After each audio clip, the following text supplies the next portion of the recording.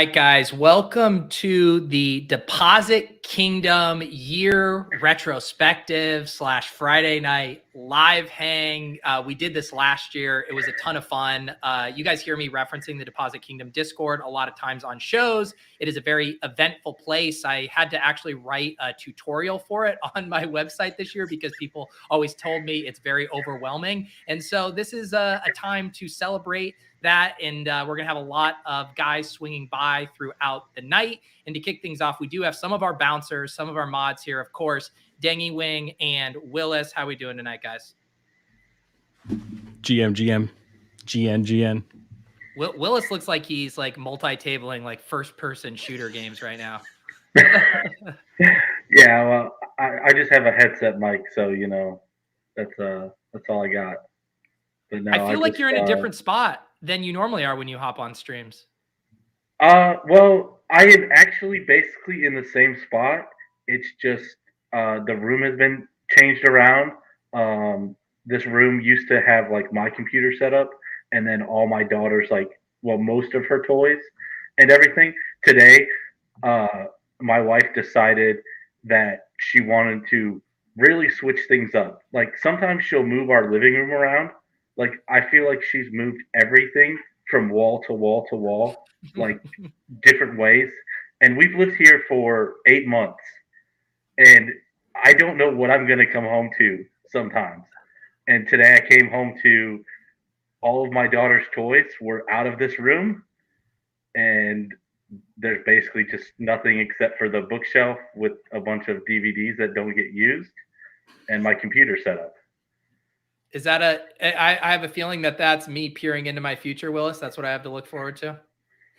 Well, I mean, possibly, but this room was a little too small for the amount of stuff that my daughter has. So, you she got upgraded to a bigger area of the house. Well, impressive stuff. Historical Anomalies wants to know the pressing question. What's everyone drinking here, Dangy? I'm timing this perfectly because just in our little corner of the Discord, we've agreed we're fat slobs based in Web3. We've just ruined our lives for the last 2 years, and we're poor now. So we're gonna finally get healthier, and I'm gonna stop drinking come January. Okay. So we're doing dry January, but for now it's December, so I'm drinking really bad beer. I've got Dr. Dank from Wicked Weed. Okay. Which Wicked Weed is a great brewery. Dr. Dank is good if you enjoy just eating weed. Just eat it, just raw. Just the wow. It is it so sounds like dank. I need to try this. Sure. I think I had this last year. It's my favorite brewery, Maine Beer Company. I got the pale ale going tonight. So enjoying one of those. What about you, Willis? You always have something. I've even had to roast you on stream for how, I don't know, ambitious your beer taste buds are at times. Yeah, so I'm starting with this Imperial Porter tonight. So but I do have some of my nice smoothie sours that you roasted me for. I mean, Willis, on deck. Grow up, Willis. I mean, those are grown up. They're delicious. It is funny because I was thinking about this. People were. I think you referenced it, Daggy, too. Like last year when we did this stream, it had like a very different tone because we were coming off of the NFT bull run. I had like my best year ever in DFS. I had the big sweat in best ball. It was like very, it was a jubilation. And this year it feels like we're all just down bad. We're taking a bath everywhere. There are certainly things to celebrate. We're going to do that. But on the most part, I would say this is a pretty shitty year for the server. I mean, as a new dad, you'll know this now. Like people talk about, like when dads talk about being a dad, it's all the shitty stuff. It's all the negativity. It's dealing with meconium that one time, and you'll never forget it. So we like to cherish the negativity. We bathe in it. So I mean, you know it as a GPP bro. You have to like relish in losing weeks on end and be okay with it. And then you get 1 week of joy, and then you go back to wallowing in the corner with your backwards hat and saying, "Oh, I was unique." Who gives a shit if you're unique? You're poor. Like I just like yesterday, I learned process over results. That's the ultimate cabal psyops. Was that process matters more than money in your bank account? That's so dumb. Jesus. I mean, on that note, so our guy Lou, one of the bouncers, Lou Dog, he wasn't able to make it tonight, but he did send in a short video message that kind of encapsulates this feeling I'm describing here. What's up, Deposit Kingdom? Lou Dog here. Sorry I couldn't make it on a Friday night, but I have a life. What a year. What a terrible year at that. Top Shot is dead. Crypto is dead. DFS is dead. Can't trust anyone anymore. Big Best Ball told you not to draft Josh Jacobs and Miles Sanders. Kyle Pitts. More like pile of shits. My advice in 2023, don't trust, don't verify. See you next year. Don't trust or verify anymore. Full nihilism for Lou in his year-end recap there. Kudos to Lou. I mean, where was that production quality when we had Club NGMI going? Like, I didn't. Seriously. Lou is now making just one-off jokes. And as we'll see from some of the production tonight, I mean, people putting way too much work into some of these bits that I certainly Is Willis, is there a dog by your mic right now? Yeah. There's not a dog by my mic, but they're behind me. We just got a new puppy about Let's see the 2 puppy. weeks ago. Okay. This is There Coco. it is. And you know, I never really mentioned this in the Discord or anything, but we used to have 2 dogs. One of them, he died back in July, and I just never really said anything about it. And my wife randomly, you know, again, she was just like, I kind of want to get another dog, and so she just started looking around, and she saw people on Facebook that were selling these are golden doodles. Okay. Or some type of doodle. I can't remember now. Well, congratulations. For $100, and you know, we went and got it. And she loves to play with our other dog, so they have fun playing all the time. Did you consider just punting it off in the SPY on DraftKings, saving that $100, or were you kind of wrestling with how to spend that? You know, it's interesting you say that, Pete, is because I am a nit when it comes to DFS, you know, because I don't pay for an optimizer. I don't pay for projections or anything. Like, the highest thing that I would typically play in is your weekly league. Mm-hmm. And ironically, this year, I've made some very good DFS lineups. You have. So it's made me wonder, like, why don't I play stuff like the SPY? Because I could actually win money. But yeah, I feel like every Monday when I would review, you've been in the top. You've had to have been in the top 10 or top 15, like what, 4 or 5 weeks out of this year? I think 4, and I won once. I was, I think, top 5 another time, and I could have won that week, but I played Greg Dulcich instead of Cole Kmet, and they were the same price. Yeah. So yeah, there you go. Yeah, someone will bankroll Willis, and then you can run it up. I think that's what needs to happen. We've solved the problem. We've solved the quandary of what to do with the Mastiff funds. I know, spoiler alert, but we've solved it now. Yeah. So this is the Willis. Are you in the Mastiff? I am. Yeah. Dangy, are you? Yeah. Okay. It seems like everyone is, right? So there's 28 of us, Pete. Yeah, and it's a bear market in a niche Discord server within a Discord server. Like, what do you? 28's pretty good. Yeah. So let me pull this up. So this was probably in August, and I remember. So in the NGMI server, everyone was like, "All right, let's get together and do a Mastiff draft." What was it? Is it $2,000 buy-in? 2,500? 2,500. 2,500. And so we did the first attempt at a DAO. There were polls for each pick. I'm still tilting that we took Leonard Fournette over AJ Brown. Let's bring on Ori for this discussion as well. But lo and behold, guys, we have made the Mastiff finals collectively. GM Ori, how are we doing? GM, hello. Sequench. Little Good beer. sequence Nice. from Dogfish Head. Let's go. Very nice.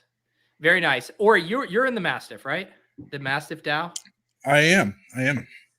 And so this is our team on the right. Easy is, of course, our fearless leader who took on this administrative challenge that Lord knows I would never have taken on. And guys, we are somehow live with a Galaxy Brain Baker Mayfield to Tyler Higbee stack that was meant to be a Baker Mayfield to DJ Moore stack. But how we feeling about our collective sweat here? I think we feel good. I mean, the only regret that I have about this whole lineup is not having a Chargers bring back. Like, how did we not get there? It does beg the question how it didn't happen here. Let's see here. I believe Easy is trying to log on from a plane right now, so we will see how this goes. We'll see if he can load on JetBlue here. But here we go. I mean, it's just a 4-person final. 35K up top. And like, as bad as it got with losing Hurts, losing some of these pieces, it still feels like we're relatively live. I think there's no doubt at all that we're live. I mean, Baker Mayfield is playing really well. He's zeroing in on Tyler Higbee. Like, how huge has that connection been for us? And, you know, we're going against Jared Goff and Kirk Cousins. I mean, either of those two guys can, you know, just put up a stinker one time, even though Jared Goff's playing a 69-point final. And I haven't seen all of the conversation. I've seen some debates. What's the current decision on how we will spend these winnings?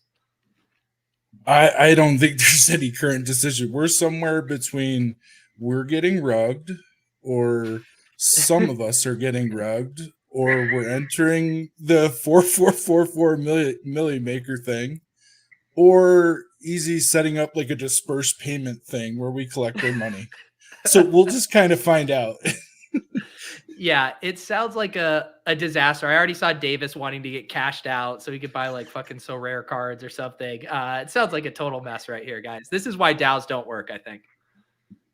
I mean, what we should do is we should just take some money now and enter it in the 2222 millionaire maker that DraftKings has this week. Okay. All right. There you go. I mean, I'm interested. I just don't know how the process would go, because I do want to share 2 quick stories about this, how this team was drafted. You know, the pitfalls of a DAO, and the reason Davis didn't want to join is Jerick McKinnon has been an absolute machine for us, right? Yep. Especially late in the year. Like, this pick, Easy was golfing that day. He literally didn't let anybody know. He just made the fucking pick and let us know that it was Jared McKinnon. That's just it. And then the last pick of the entire draft was Easy with Samaje Perine in his queue, and he fell asleep. He just fell asleep and got autoed. And these two players literally took us to this point. This Process sounds over exactly result. like the guy we want in custodying our 35,000. I mean, a man who makes picks on the golf course willy-nilly and falls asleep with players in the queue. That's our guy right there. Right? That's our fearless leader. He's also, for those of you guys who don't know, and Easy is desperately trying to log on via, first class on a JetBlue flight right now. I pray for everyone else in that cabin right now. But for those of you who don't know, we have the leaderboard on the Deposit Kingdom, and Dangy, you used to sit atop it, I think, for quite a long time, didn't you? For most of last year? Yeah. It's I wear it as a scarlet letter. The new king wears it as a crown, which is yeah. So this is, Discord, back when Siler set this up, shout out Siler, the man who nudged me to start the Deposit Kingdom. He set up these XP points, and there's various levels. And if you reach level 100, you become thought leader status. I didn't even think it was possible, like the way how slow moving it was. I was like, oh, this is just some pie in the sky thing. But then this guy Easy came along and made it his life's mission to type in this Discord all day long. And I do have a little tribute that a man named TD put together for this accomplishment with Easy this year.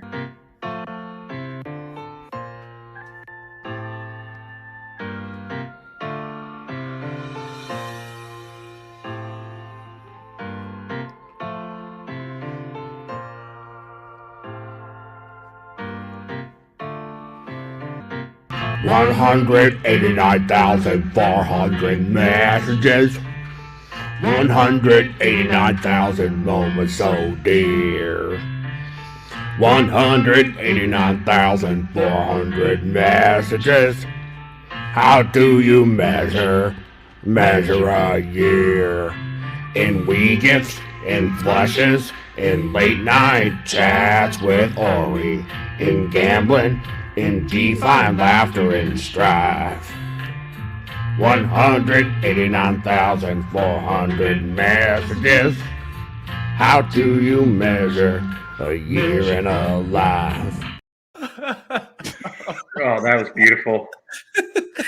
I told my wife that at dinner, and she was like, "Wait, I want to do the math on this." And she pulls it out and divides it by 365. I think it's a little over 500 messages a day that Easy has averaged in the Discord. So big shout out to Easy. I'm bummed he can't get on here. We'll do a rain check stream with Easy here soon enough. But a pillar of the community, dare I say, fellas. There's real fear, specifically in the Gambling DFS thread of Club NGMI, when Ori knows that Easy is traveling, such as this weekend, because he's afraid that just the Discord, that thread is going to fall into shambles, because this man is the glue that holds us together. And I should just also frame it, because there are lots of people, there's lots of corners of the Discord. And so just to help you guys understand this, so there is the NGMI channel. There was 200 tokens. I'm pretty sure you could get in there probably fairly cheap right now if you wanted to. But there's a sub thread in there called Gambling in DFS. And when the NFT bear market hit, all of these guys flocked to this sub thread, and they still fire as if they were in an NFT bull market, but it's just DFS, gambling, best ball, all of that good stuff. And so Ricky here is tilting. The Deposit Kingdom list is fraudulent, much like the NFT market. I feel like 60% chalk hit on a Sunday morning, because there were guys like Ricky, Willis can relate to this, that were up at the top of the leaderboard, super active, but you guys just didn't stand a chance against these guys shit posting around the clock about NFTs. Yeah, I mean, for me, I joined the Discord early on. Me and Dangy actually joined the same day. Mm-hmm. Hours apart from each other. And yeah, for the longest time, I was at the top and everything, just posting like normal. And then NFTs came. And that was honestly when the NFT stuff happened. Like Ori, like when he first joined the Discord, I wasn't really active in the Discord. Like I came back maybe like 3 months later to be pretty active again. And all of a sudden there's this new guy just all over the Discord and everything, and everyone is, levels up. And so, actually, it is what it is. Hi, Davis. We'll get to you in a sec. But Ori, I want you to tell the story from your perspective, how you got in the server and then specifically into the NGMI server, because it's a crazy story, Ori. I cannot wait to hear this origin story. I am on the edge of my goddamn seat. You haven't heard this, Davis? Oh wow. I've told it before. I think on the NGMI show maybe, but yeah, I was just like a loser in DFS like last year, like in the first few weeks. And like I was, I buy all the optimizer and all the tools and all the stuff, and I'm just losing.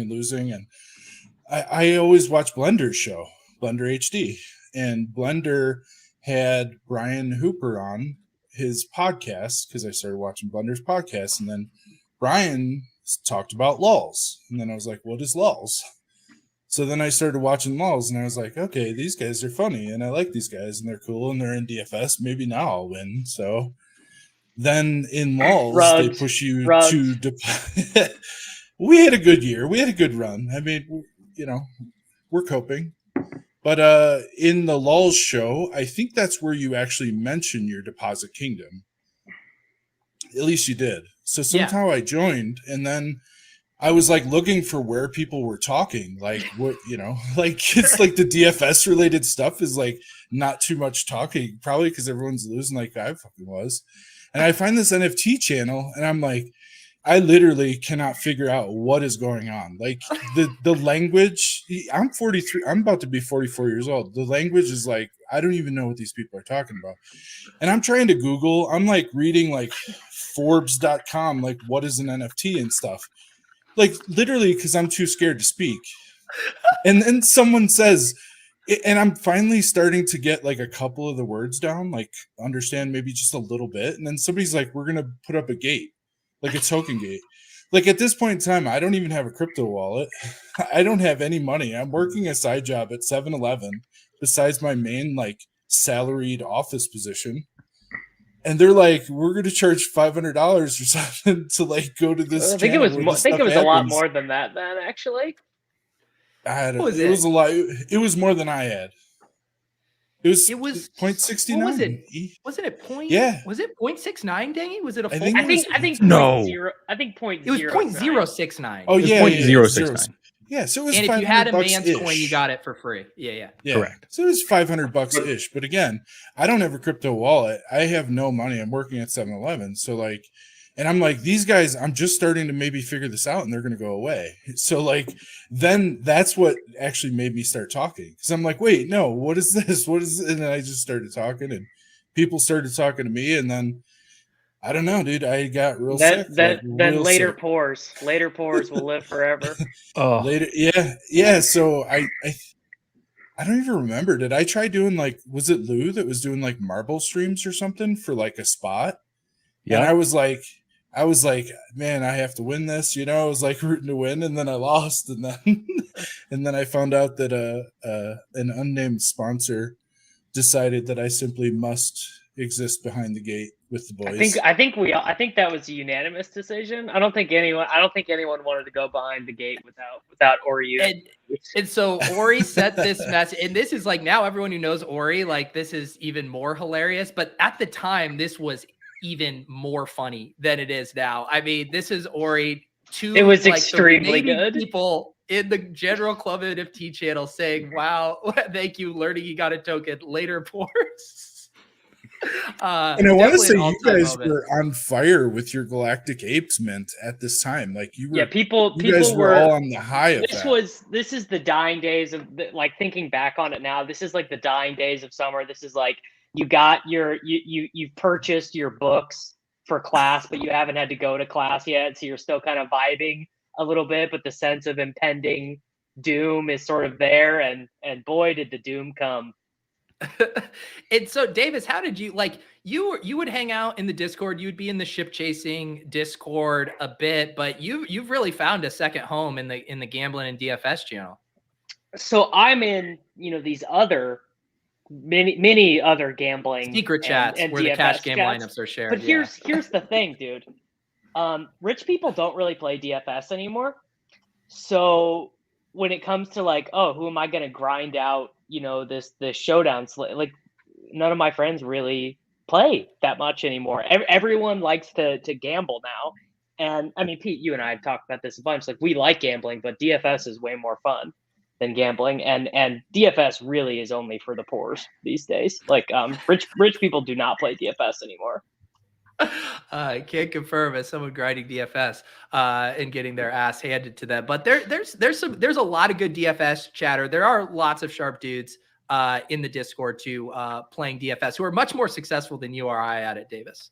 G-Warsh, dude. G-Warsh is the killer, man. That guy's really good. Yeah, you don't even know how much I had to pay him to make a Deposit Kingdom avatar for him on DraftKings. I mean, the promotion we're getting with all of his bigs is just incalculable. Yes. So yeah, this is part of everyone here is in the Gambling and DFS channel. Ori, we talked about Easy, and of course he is at the top of the literal ranks, but man, if anyone I think can challenge him or at least climb up there, it has to be you, or it's you and Easy there are the tent poles of that channel.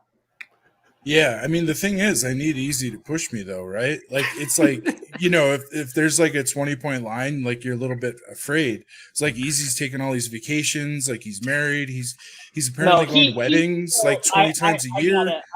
gotta overrule this. This man is still a top poster, even I when try. He just tried to log on from a plane. Or Yeah, you think this guy's taking a weekend off? No. I know, but I'm just saying that's the fear. Because when he's not here, you get these walls of Ori messages, Ori fucking talking to himself at 10 p.m. over some stupid pick'em, some guy in Maryland. You know, like I need the banter, the back and forth. Otherwise, I look ridiculous in the chat. Would you say? I mean, you sweating your best ball teams had to have been close to peak Ori. I mean, the amount of mess. I knew more about your best ball teams than I did about my own. I know more about his sweats than my own. I mean, I didn't even know what I had going in the semifinals. Yeah, I don't Listen, even. I man, can only name like 3 guys on my Pomeranian 3 final. I can tell you every single player Ori drafted this past year.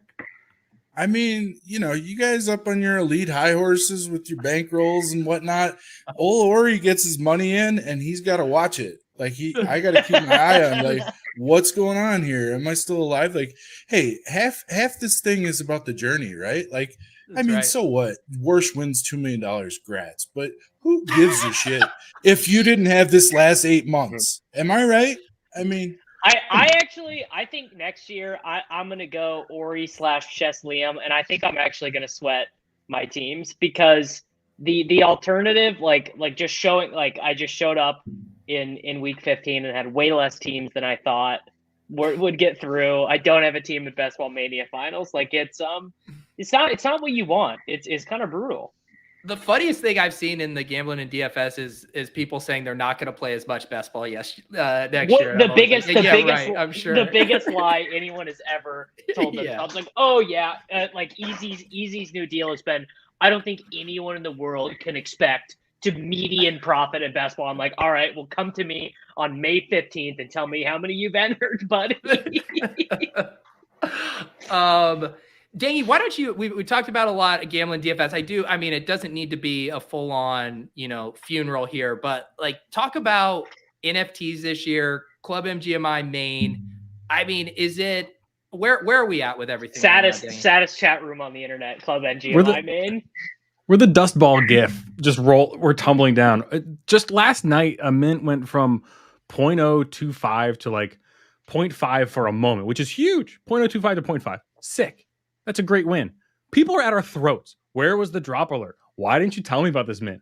I missed it because of this. I missed it because of that. We are just slicing each other to death over $20 on the street right now. It's bad. If we didn't... Also, people are genuinely worried about what's going to happen when we lose gambling DFS, when we lose the NFL season. I don't know what's going to happen in under the gate, if you will, in Club NGMI. It's going to be tough because at least last year when NFL quit, we had hope. There was January happened, Moonbirds were still a thing, Proof Pass was still a thing. There were other deeds. There were plenty of other pieces you could cling to. But now how are it's cock punches doing these days? I logged in and they were up like 20%. What can I get for a Moonbird in US dollars right now? Davis, please stop. Funny you ask because I mean I can't talk. I just spent 3.5 Ethereum on digital soccer players on So Rare this week, so I don't really utility though, right, Davis? Utility. I mean, I just wanted to play a game. What can you do? I had one of my NFT wake up calls the other day. I tax harvested my Toad, one of my favorite NFTs that I bought at the top in like January, and I was like, I can't fucking sit on this down 2-3 ETH on what I bought it at. So yeah, I had to punt that bad boy. And then I never buy back. Like I always say, like, oh, I'll just buy back a cheap, and I'm just like, do I really want to buy a fucking Toad? I mean, no. They're cool, but I don't. Pete, can we tax harvest our remaining? Can we tax harvest our Zion and our Ja Morants to like? I think that shit might have sailed. Can we just get rid of them? I'll take $200. Yeah, we'll go talk. We'll talk. There might be some there's people there's just no reason. Like Top Shot will never happen, ever. Yeah. Oh wow. Yeah, I recently just sold all my Top Shots, so I'm with Davis. Willis is out. There you go. Everyone heading to the exits now. We do have an NFT thought leader here, Kevin. I assume you might. What's going on Kevin? What do you mean? It works. What's going on? What do you mean?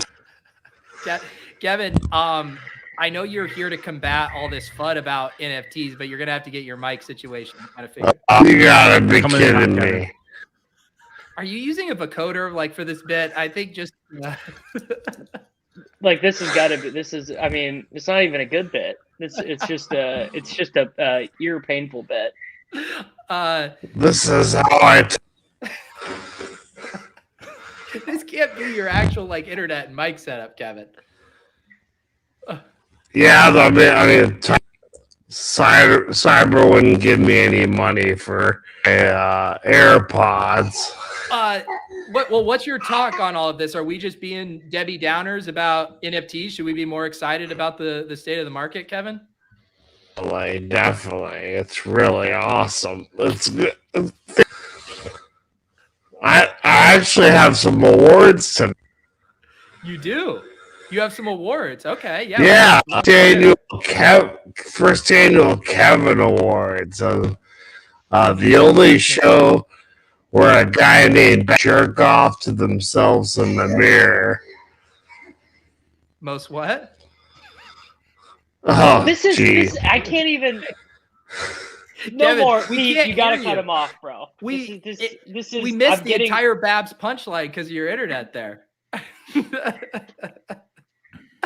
Oh my goodness.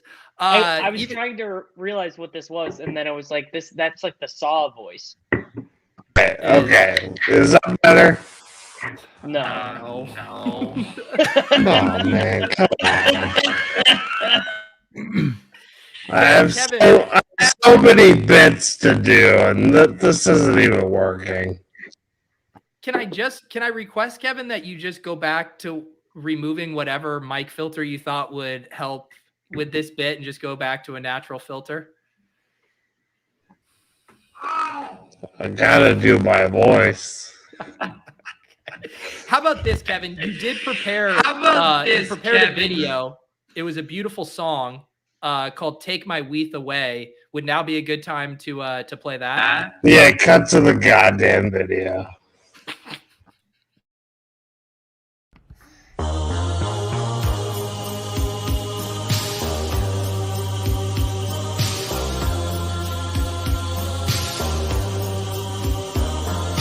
Watching every motion in these foolish mental games.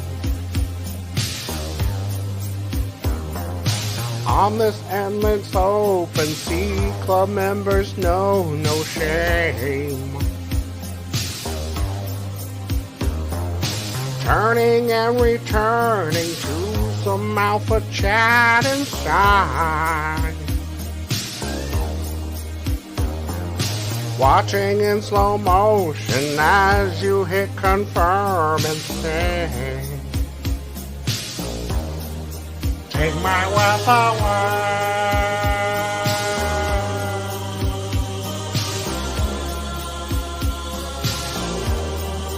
Take my wealth away.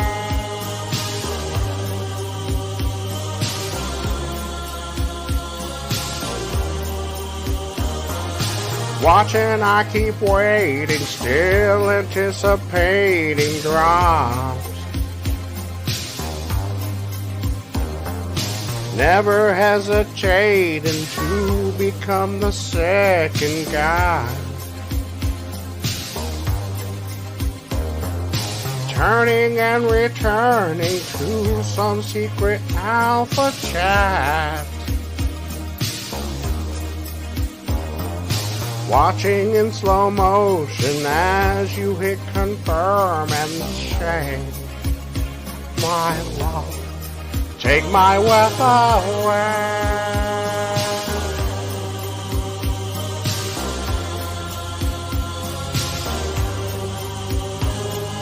Through the ether scan I saw you. In time you slipped away. When the market crashed, I called you and turned to hear you say, only for today, I am unafraid. Take my wealth away.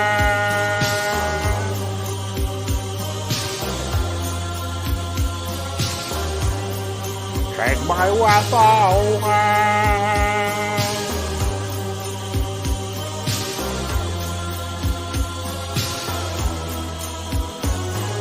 Watching every transaction in this foolish minter's game.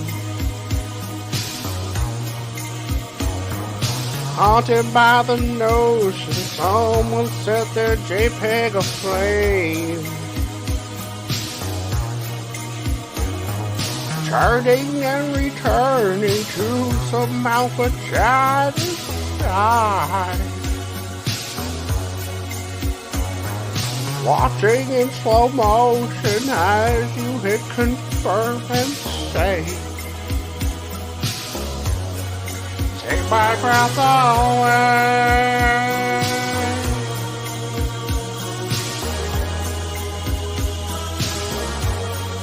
Take my breath away.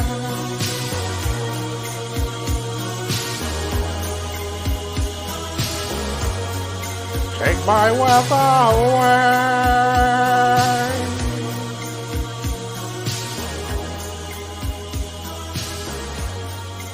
Take my wealth away.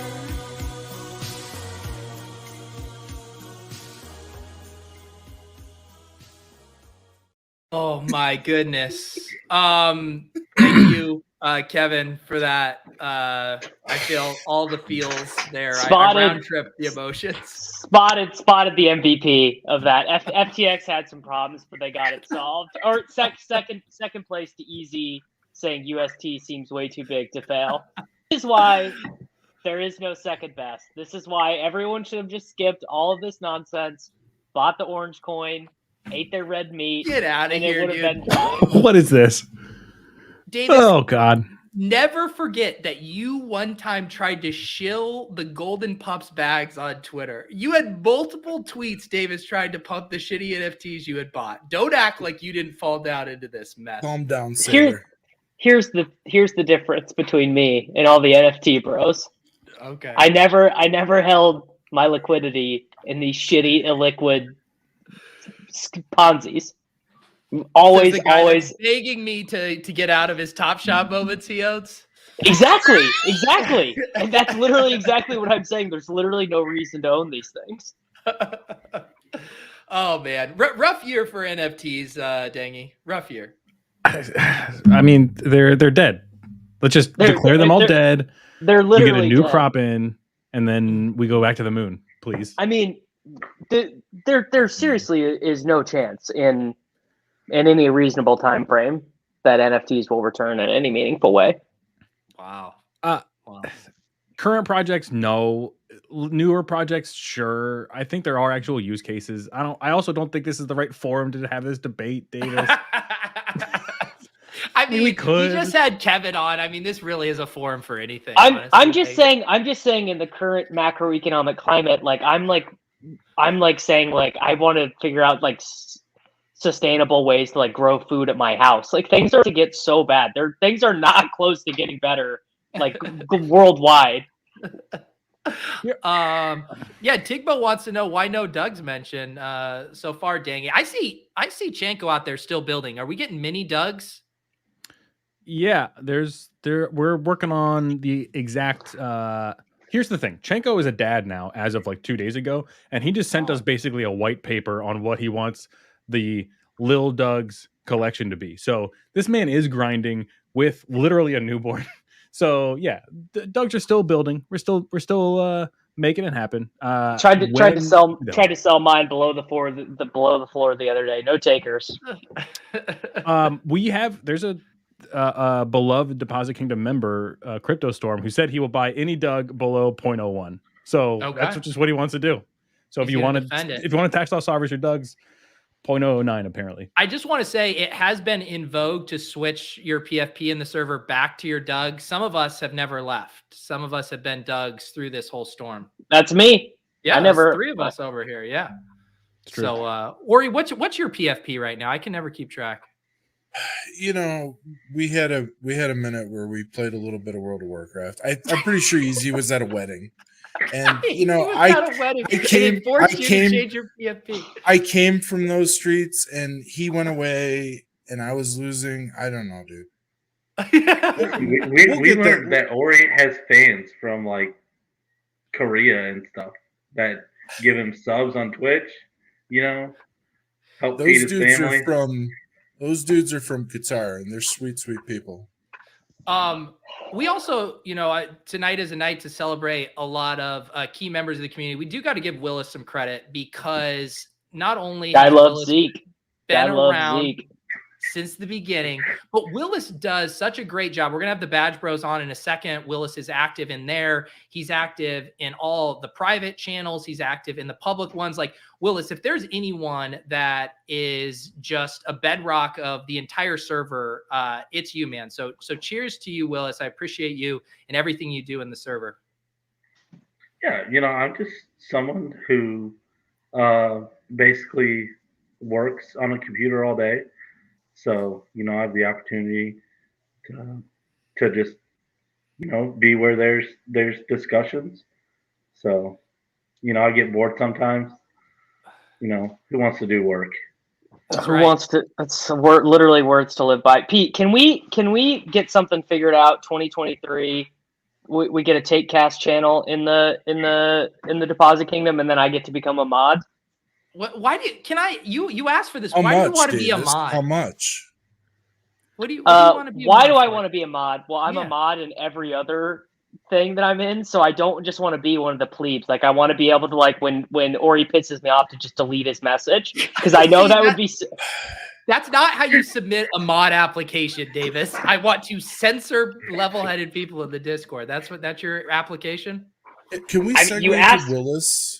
Willis's restraint is bar none. I have never once been canceled or modded by Willis. You probably should have been Pump canceled has- a few times. Pump has secretly canceled me. Dangy has publicly canceled me. Willis, we're good. We're good, Willis. Yeah, I think once I accidentally deleted a comment from Babs because I had made a comment, but I had replied to the wrong thing, and so I tried to delete mine, and I deleted Babs, and Babs called me out on it, and I felt so bad because I deleted a comment that I didn't mean to. It And means then, you're doing it right. and then another time, I forget who it was, but it was just recently. I joked about timing someone out for like a minute in the gambling Discord or channel because they had just one of the, I don't even remember what the take is. I can't remember, but it was the most awful take ever that I wanted to time someone out for a Was minute. it a Bo Nix prop? No. God. Davis, it sounds like what you actually want is you just want me to make you like a different role that's like a different color that differentiates you. It sounds like that's what you actually want. You don't want any No, of the I want mod powers to do what? to lay the law down if it needs to be laid down. When is law ever Also, need to be David- laid down? Like Dangy actually does stuff with his mod stuff. Dangy does tech stuff where he can create bots and whatever we need in that. And Willis, I mean, as someone you can attest, there isn't a lot of riffraff that actually needs to be taken care of in there. Not really, no. Like you don't have to really like delete much or time people out much. Like I pretty much just use my mod status to pin things for people if Yeah. it's something important. So Davis wants to block him. I'd come back to the server one day. Davis would have kicked out everybody except like 4 people. It's true. Pete, we had this discussion like once about how blocking people is giving them content, but I actually don't have the self-restraint to not click on the "you can't read this reply because this person has been muted" thing. So I just block people now, man. I'm You're back to blocking. Yeah, it was after the Bucky Brooks thing the other day, and there were just so many total dum-dums in my mentions. I was like, enough of this, man. Like guy who has his NFL team's record in his bio. Sorry, dude, blocked. I can't. I got no patience for it. Blocked. This is actually what you really want. You want to be able to at everyone when a new TakeCast episode drops. That's what you actually want. I mean, Ori, I'm guessing you were on Team Bucky Brooks there, weren't you? I am not familiar with this story. What? You're not familiar This with big chat with Bucky Brooks? This big NFL Network analyst basically said teams that aren't tough and can't run in the Oh. playoffs can't win, and I was like, well, obviously that's not true because the best teams in the NFL can't run the ball for the shit, and then he didn't respond. I mean, he responded until I screen capped the data for him, and then he stopped responding. I remember that conversation in the Discord, and I'm pretty sure I took the side of a guy who would be blocked by Davis, but I honestly don't live too much on Twitter, so I don't get into these threads. Good for you.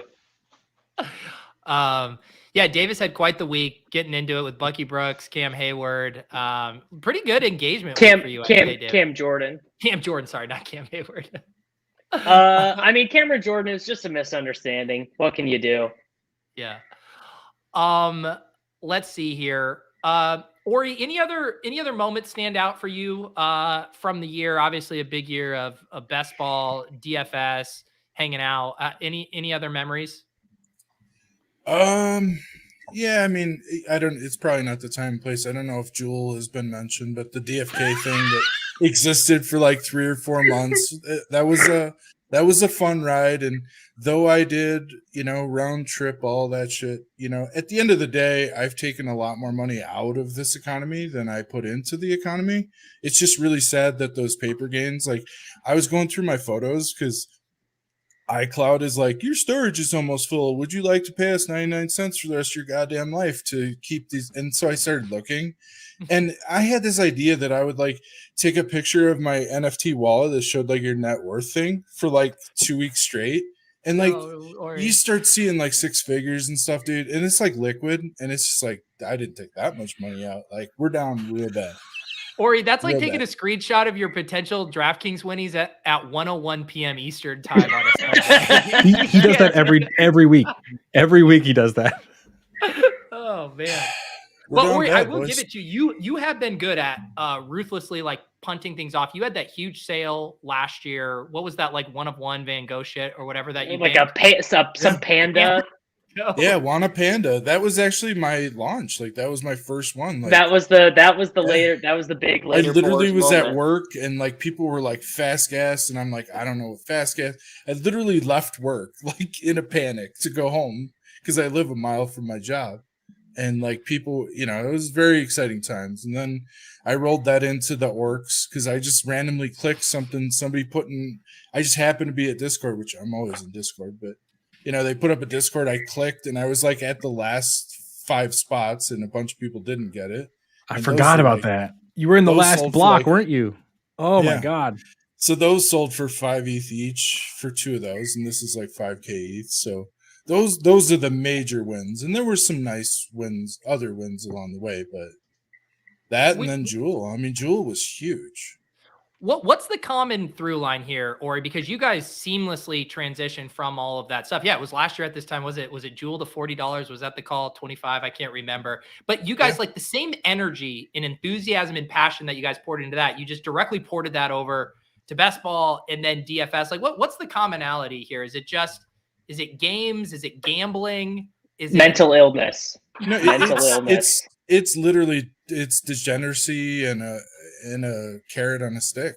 The $2 million, $1 million. The next thing you know, we're talking about $75,000, $15,000 even at this point. reciprocity agreement. Like okay, so if I don't win the $2 million, but you win the $2 million, I still need to be involved somehow. So how can we contractually obligate a fun time if somebody ships? It's just degeneracy. Yeah, it is fun. I mean, I have been, I remember talking to Dangy way back when the bull run kicked off, and I remember exchanging messages with you, and I was like, this is very fun, but it is going to get bad at some point. And I hope that, we toss around the term community very loosely, but I'm like, I hope the community stays intact because you guys have built something really fun and have just a ton of really smart, interesting, funny dudes in there. And I was like, I hope the bear market doesn't wipe this out. And thank God that everyone found their way over to the gambling channel. And it's we keep building. We keep building. No, number goes down, but we keep building. It's getting worse. It's getting worse, Pete. People are setting up Amazon stores and setting up bots and are like preparing like shipping stations to flip things on Amazon now. Like it's getting worse. I mean, we Not were better. trying to scalp Taylor Swift tickets like a month ago. It happened. And we I have thought we lost were doing some that to soldiers. go. And we have Well, less we were doing it for both. Pump was trying to flip. I was trying to go. I was trying to buy enough to do both. The old, you got to mint 3, so you can you That's keep one, you sell one immediately to get into profit, and then you keep a moon bag. Like I was taking that same philosophy. Hang on, I have one more. I believe this happened this year, and I only see references to it, so everything I know is just references to the actual event. But someone explained to me the Cake Pop Bandit. Tell me what happened here, Oh, because basically I was gonna bring that up, Pete. I was waiting Okay. for it, but I was gonna bring that up. Because just to give people an idea, when guys have big wins, either a big NFT sale or big DFS or best ball hit, whatever, often it is MO that you share a gift card of some sort with the server, kind of give back thanks to your success. Starbucks has been the normal one, but I believe one of these times someone drained the gift card and then they looked at the receipts and saw that it was a bunch of cake pops. Do I have that correctly? Chicken Caprice.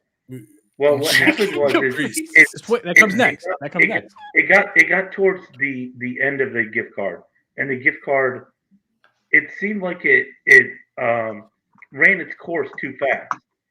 So I forget whose gift card it was, but they went and looked at the transactions and saw that there was one transaction that was about $65 worth of stuff in a Which is way too much to spend on a given gift card for the community.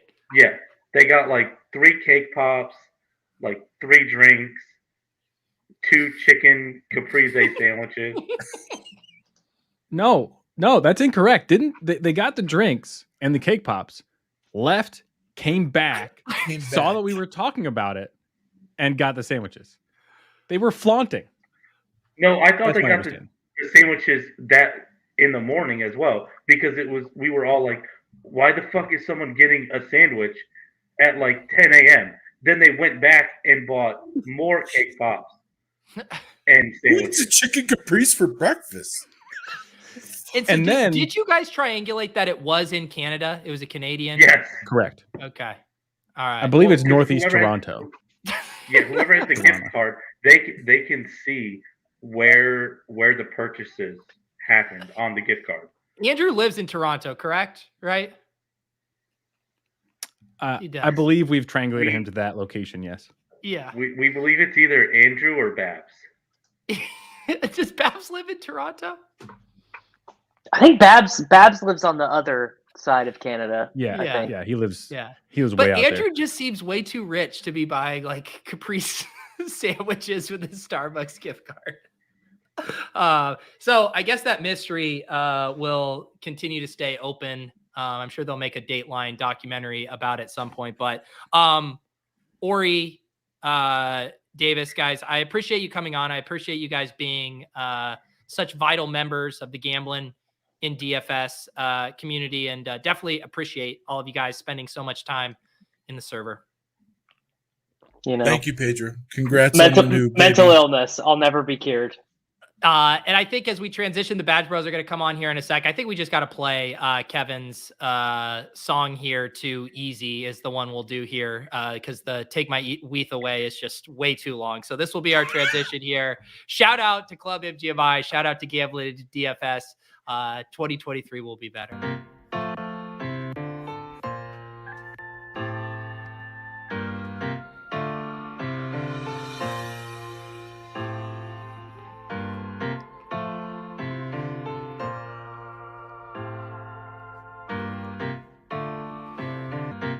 One 189,400 messages. 189,000 moments so dear.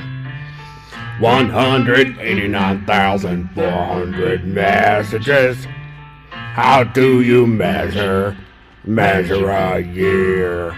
In weekends, in flushes, in late night chats with Ori, in gambling, in DeFi, laughter, and strife.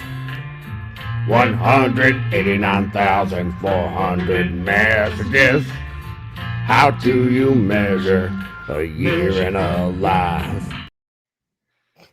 And if there's any new kids in the Discord that can make a charge at the amount of volume that goes on in Gambling DFS, it is of course the Badge Bros recent 2022 additions. Willis, you didn't have to leave, buddy. You can stay.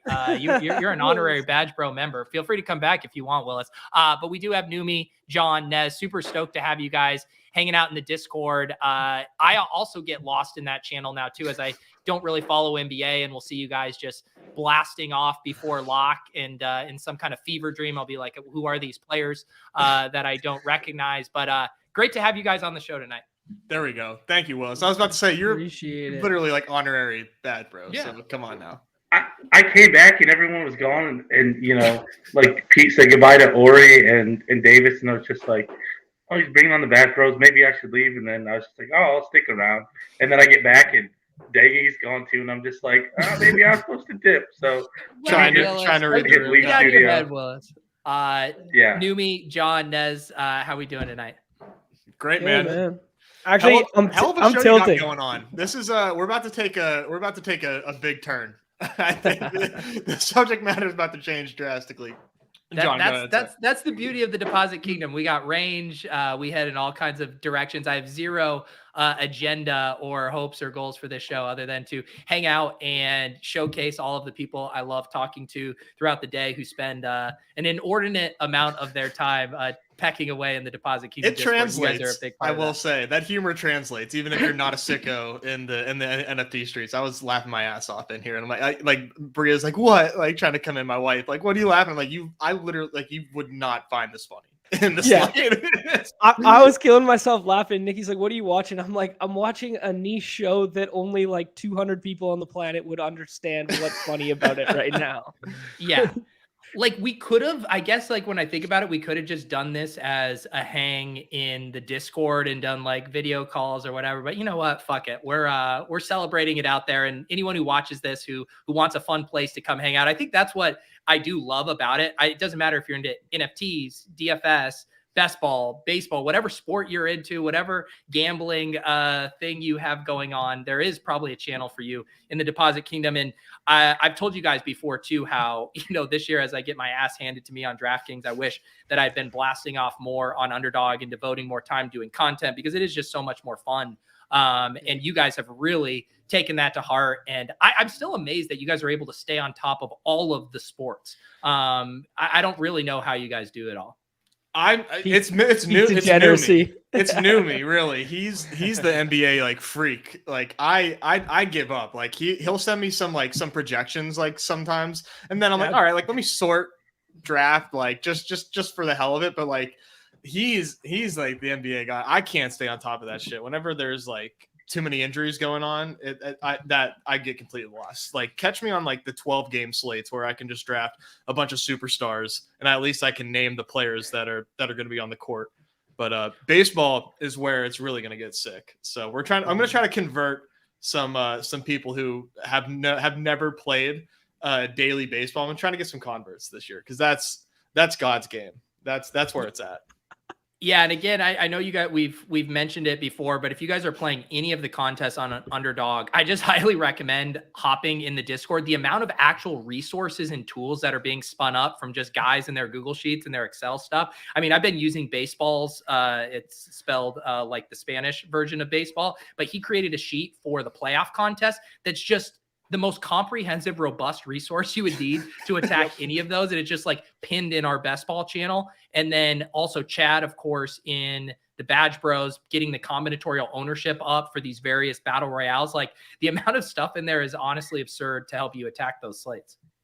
It's awesome. It's awesome. And baseball's sheet it should be paywalled. It's insane. Like it's so well laid out. Yeah. All these different like tabs. You see so much. You get a visual of like the playoff matchups. You get the odds of all the different teams. Like it's a one-stop shop. It's fantastic. And if you want to dabble in baseball and best ball, once they eventually Underdog drops their bigger tournament, or you can get into it right now because they've got a smaller one too. Baseball is doing a lot of stuff for that as well, where you could literally like set ranks and honestly probably profit. So it's really he's the man. He's an absolute freak with these. I mean, this sheet is phenomenal. His it's sheet inspired me to start tracking my own gauntlet exposures, basically via a matrix, to be like, oh, holy shit, why do I have like 9 Philly Charger stacks but no Philly Jag stacks? Like, so yeah, this is how actually pushed me to even be more intentional about my exposures in that contest. Yeah, I will agree 100%. I literally sent Nez a sheet that I whipped up. I worked on it like at the same thing of getting my exposures because I noticed I had, for some reason, 6 of my mitten twos were just Philly Jacksonville. I'm just like, okay, maybe I can do something a little different than that. So I literally just whipped up this sheet and then I'm like, okay, and then we go deeper and deeper and deeper. So yeah, that's super helpful. I did the same thing for the pennant when he did all that. So yeah, the fact that he's around, I'm gonna get him to do NBA playoffs as well and get him to dabble. I'm just gonna be like, yo, just give us the resource. You don't have to dabble in it, but yeah, because it's all boiler. A lot of it's boilerplate, right? He just has to get find the resources that have. I'll just get him the resources. He'll just do all the quick work in an hour quick for me. I'll do whatever. And let me tell him how easy his job is. Yeah, exactly.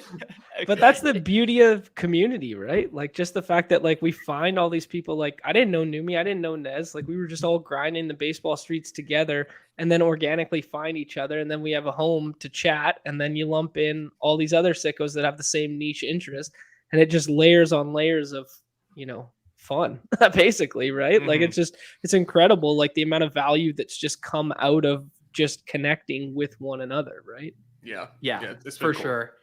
And you guys have had a lot of success this year as well. And I know a lot of guys, Paul in the channel has had some huge hits there, and it is very fun. And Numi, I always hear you using the phrase of like porting things over from DFS, but that's been what's so fun for me, just having much more of a background there and being able to apply those principles to the Underdog Daily contests, which are so much more of the Wild West. And you don't see the Chipotle addicts, and Brick isn't over there grinding with his Sims, these Underdog contests. It definitely feels like there's still the edge there, and it's the place to be right now for these contests. Absolutely. I mean, like the early stages of like any game, like it doesn't even matter, basketball, dailies, whatever it was, like the early stages of any of these contests will always be like the most lucrative, right? They'll always be the most profitable. Like I always tell people the story that like I'm the best I've ever been at my life at poker right now, and it matters damn near 0% compared to what it would have been 10 years ago if I was this good right now 10 years ago, right? So like any cycle of any game, like getting in early right now on these BRs, like just get in there and you're going to have such a leg up by just being a part of this community, being a part of the Discord. Like the barrier to entry, like the knowledge is going to skyrocket over the next calendar year, and the barrier to entry is going to be so much higher. It's going to be so much harder to win, right?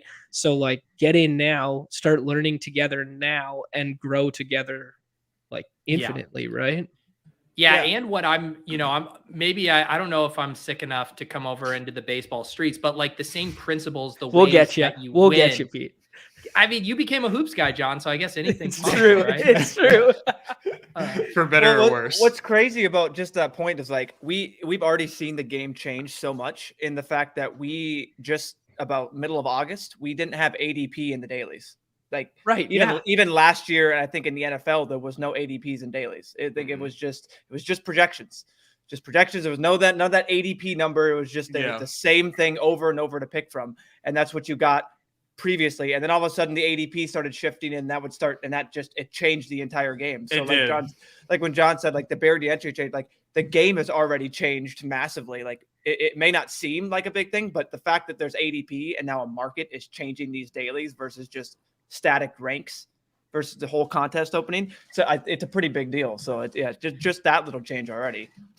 And I've heard you guys talking about too, of like understanding who's actually good at this stuff right now. And it is so hard, with DFS, there's at least enough of a track record of who stuck around for 8-9 years, but I still have a hard time, and this isn't taking a knock at any of the volume drafters. Like I consider myself a volume drafter with NFL stuff too, where it's like, you just don't know, like, are volume drafters good? Is it just volume? Like we're still so much in those early stages right now where just like, no one actually knows who's good at this or not.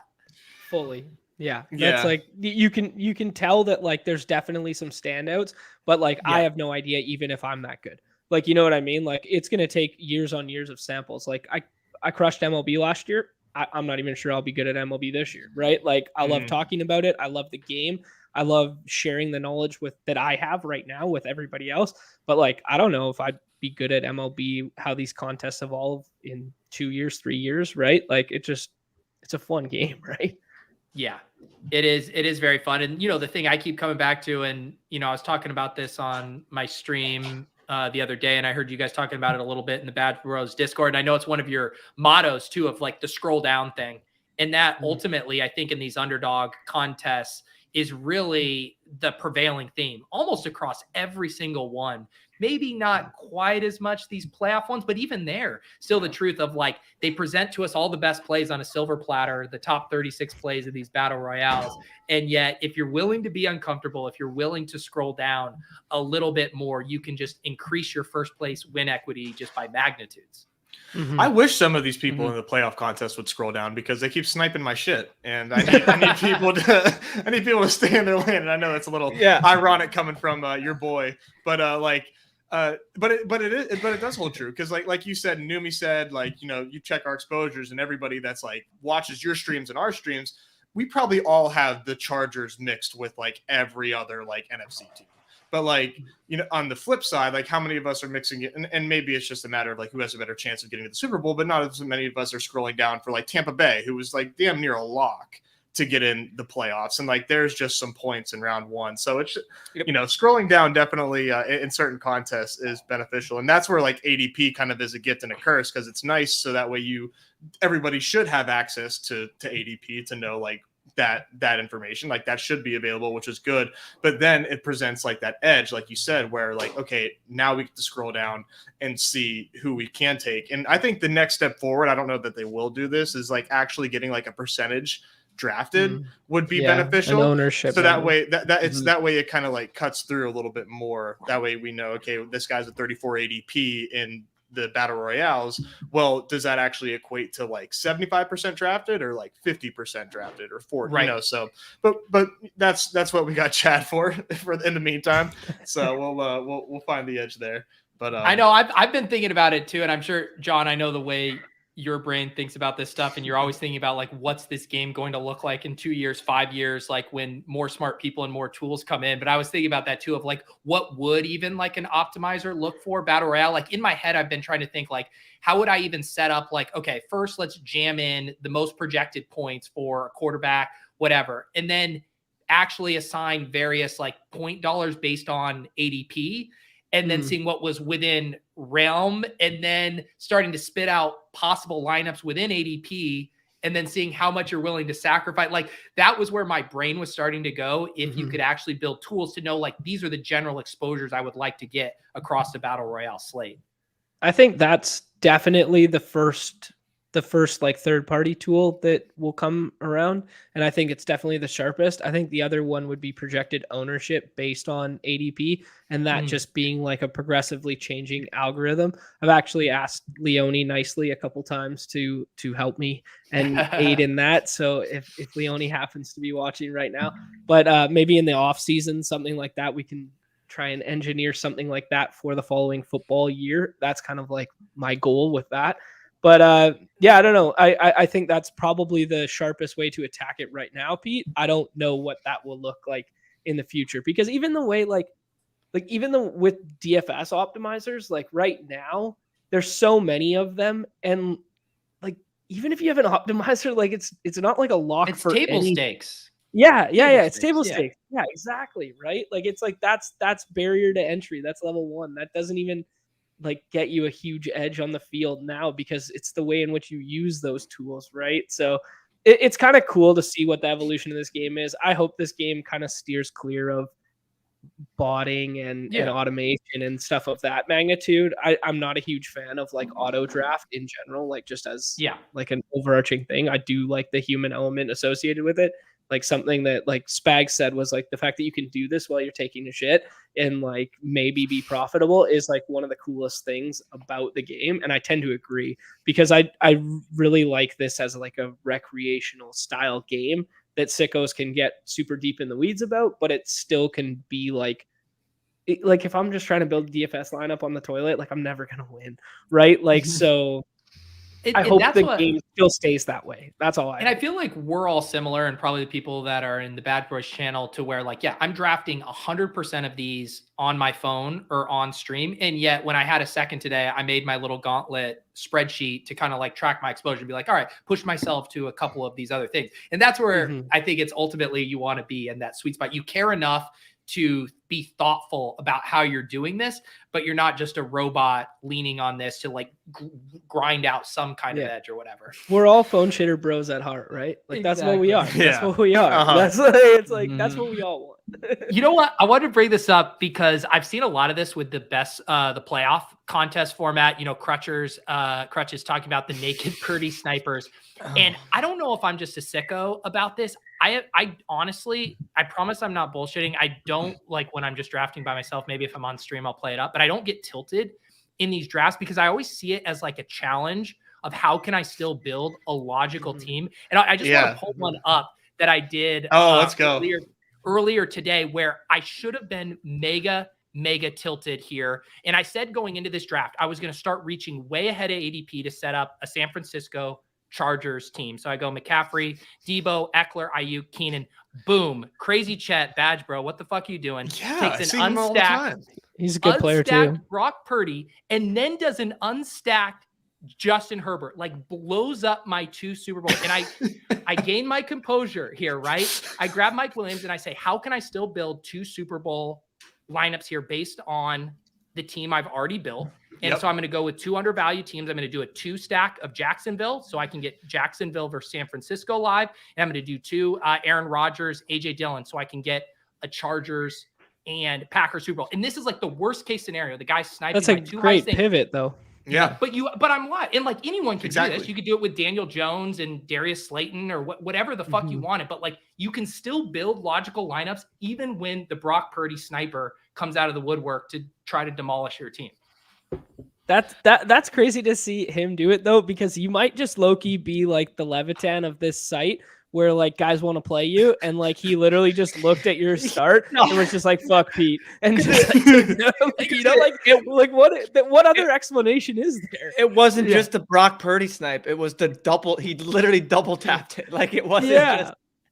Wait, what? Oh my goodness. Yeah, I will say I try not to get in my own head about that too. It does feel like it happens a decent amount of time to me, but it also is tough to untangle because with some of these teams who kind of sit in that mid range, I would say like Dallas, Minnesota, Cincy, San Francisco, like lots of people can justify adding them as part of their builds. Right. But sometimes like an unstacked Brock and Herbert, it does feel just wildly out of place here. I think it's this dude AIDS. He really is sticking true to his name. This draft is just the worst. I feel like Chet, you know, he got AIDS, drafted Kirk Cousins as a third QB. To screw over Chet, and Chet just lost his cool and said, "How can I ruin everyone's draft?" Exactly. But here's where I'll throw it back to Chet, right? Okay, so you do this, you're on tilt, you want to get your quarterbacks. Why aren't you adding Josh Palmer? Why aren't you adding Jawan Jennings? Yeah. Why aren't you adding Eli Mitchell? Why aren't you building out a team that can actually benefit from these 2 quarterbacks? Like he just punted this off. He's trying to make $5 on this team, and that's it. Like that's the only thing you get from this team is $5. Like congratulations, you advance and nothing else happens. But I do like you said, like that's how you have to handle these moments, right? Whenever that happens, is you have to like think, well, how can I still get 5 guys into the Super Bowl? And I like think of it in my head as like just like I don't even know what type of chart it would be, but just like having like a conglomerate of like players and like who's connected and like how can I, you know, I rarely do like 4 teams, but if I do 4 teams, I make sure that like it makes sense and that like each one of these like type of combos can field a full lineup in the Super Bowl. And I think people will also like underestimate how hard it is to advance in these. Like it's a lot. You're going to need a lot of one-off guys that just don't make sense, and it's a lot of pod luck. But that's been the name of the game lately. I've had the same feeling. I did this as like a thought experiment during like Best Ball Mania sometimes, where I'd like let it auto draft the first 3 rounds and then try to build like a logical team from that. Like I've had a few times where I'll get like a random pick timed out because I'm like tabbing over on my phone, and it doesn't even tilt me too, because I'm like, I'm probably getting into a unique pocket or a unique angle that I wouldn't just get to if I was just sitting on my phone staring at it the whole time. Yeah, I think it was Corain. It was, and I don't know why I still remember this quote. It was like in the summer. It could have been 2 summers ago. Where he's like, sometimes an auto pick is like a godsend. Like it just it gives you some unique exposure and just it changes you up a little bit. And I was talking with Chipsy about this in the Hand Builders channel and Full Pressing These Drafts, or a clown show of sus here. And like, to me, that just, when you can go through these drafts, like think of your Best Ball Mania drafts. Like, yeah, we'd all make fun of like, oh, you took 4 QBs or whatever. But like so many of those teams were fucking live. Like even with like somewhat bad structures, like you look at these drafts and there's normally 2 or 3 that I'm just like, you're totally drawing dead to win this all, and maybe even drawing dead to like emerge from this pod. And so like, to me, I get excited. I'm like, I want to keep blasting off because I see how many dead teams are in this format. Because of all the formats on Underdog, wouldn't you guys say this is probably the highest degree of difficulty for just people not like grasping it and understanding even what you need to do to be long-term profitable in it? Yeah. I mean, even myself last year, like I didn't even quite understand it. I was doing too much of where like just trying to min cash in some of these because I was like, well, this team is dust. I might as well min cash. And it was like, why would you do that to yourself? Like, why not just build an insane, improbable lineup that like, who's to say Giants aren't making the Super Bowl if you like Giants, Jags? Would anyone's why not? Like head literally fall off if that happened? And be like, no, sure, it's the fucking NFL. That's one thing that's so great about that sheet, Pete. If you still have baseball sheet there, like it even shows you like if you get the 1 seed from the 1 seed on both sides, which like everybody's trying to build around.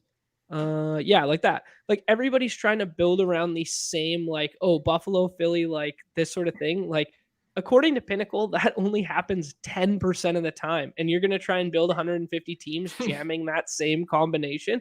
It's like, what are we doing out here? Like just jam in like, hey, why don't we just flip the board? Like one of my favorite things to do, and we talked about on our show here, was flipping the board with our first round pick.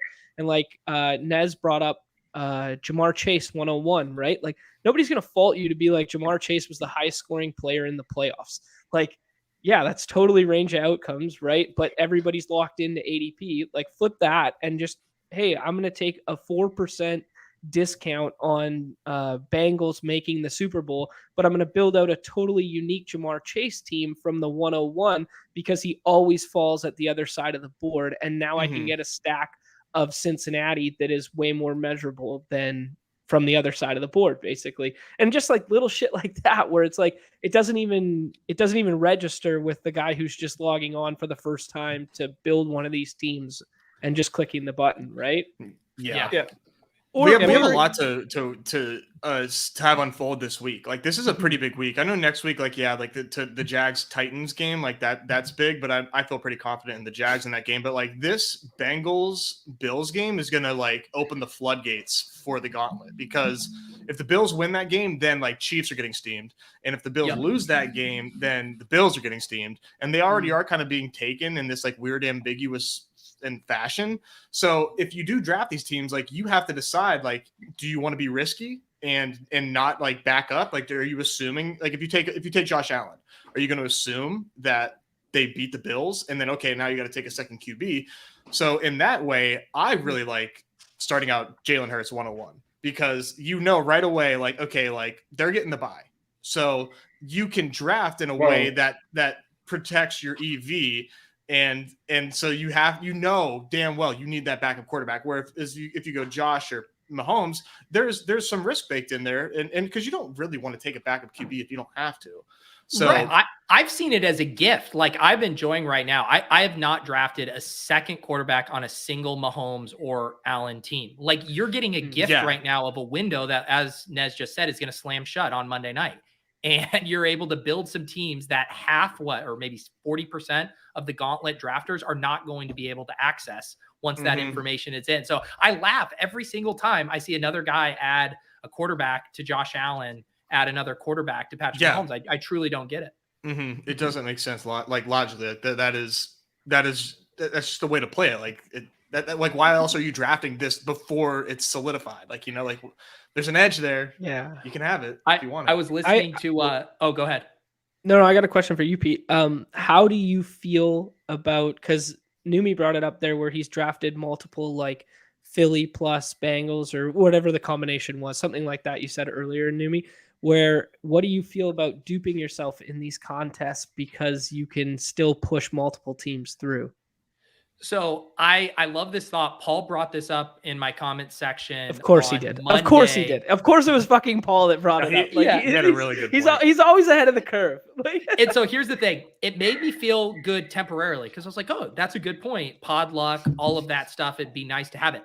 But I was not doing it in an intentional way. I wasn't saying I want all of these Philly Chargers because I think this is an edge for whatever reason. I wasn't slamming. I was accidentally slamming that because it felt comfortable or because the ADP pockets lined up or whatever. And so I think if you're intentionally doing it, it makes sense. If you're doing it willy-nilly like me and accidentally duping yourself without an actual plan, then I don't necessarily think it's great. Fair enough. Yeah. Yeah.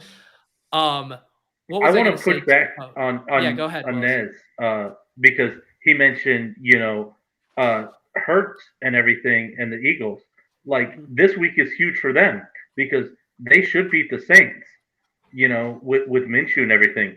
But they still need to win out to lock up the 1 seed. Like, and there's all this talk, Hurts was supposedly practicing this week, but now there's reports out that who knows if Hurts is even going to be ready for the playoffs. Like, they could easily lose these next 2 games and not be the 1 seed. Yeah. Give me an extra game from Hurts. Yeah. Now that's who really has balls. Who's done 5 Eagles lineups with no condom there underneath? But that is the whole point. Like, look at the fucking prize structure. Look at the prize pool. Like, if someone showed me a 5 onslaught Eagles team, I wouldn't think you're crazy. Like, no, I think something to think about. If the Eagles lose this week, I was just gonna say, if the Eagles lose this week, you'll definitely see people, start maybe drafting Eagles more and more 5 Eagle stacks because, their opponent week 18 is going to need to win to get in. Yeah. Who do they play week 18? I'm not even. Oh, well, yeah, that's not. Yeah. Look at this guy. Look at this guy's got the week 18 schedule memorized too. Holy shit. He's got his week 18 correlation. Yeah, exactly. No, I was listening to Bime and someone was like roasting him in the chat when he was talking about it being like, you took Dawson Knox over Tyreek Hill in a contest. And I was trying to think of a good way to explain it in a simple way. And the analogy I came up with in my head was like, say you were drafting a Best Ball Mania 3 team and they told you were going to get 4 weeks of Tyreek Hill or you're going to get 17 weeks of Dawson Knox. And also all of the money is weeks in week 17, where you're going to have Dawson Knox and you're not going to have Tyreek Hill. Like, who would you pick in that scenario? But for some reason, that's so hard for people. It's the exact same thing, like down to the exact ratio of like 1 versus 4 games. But people can't like wrap their head around that, like in this format, which is why there's such an edge with it. And one of the things that I've been like thinking about is like, what if it's both the number 1 seeds in the Super Bowl?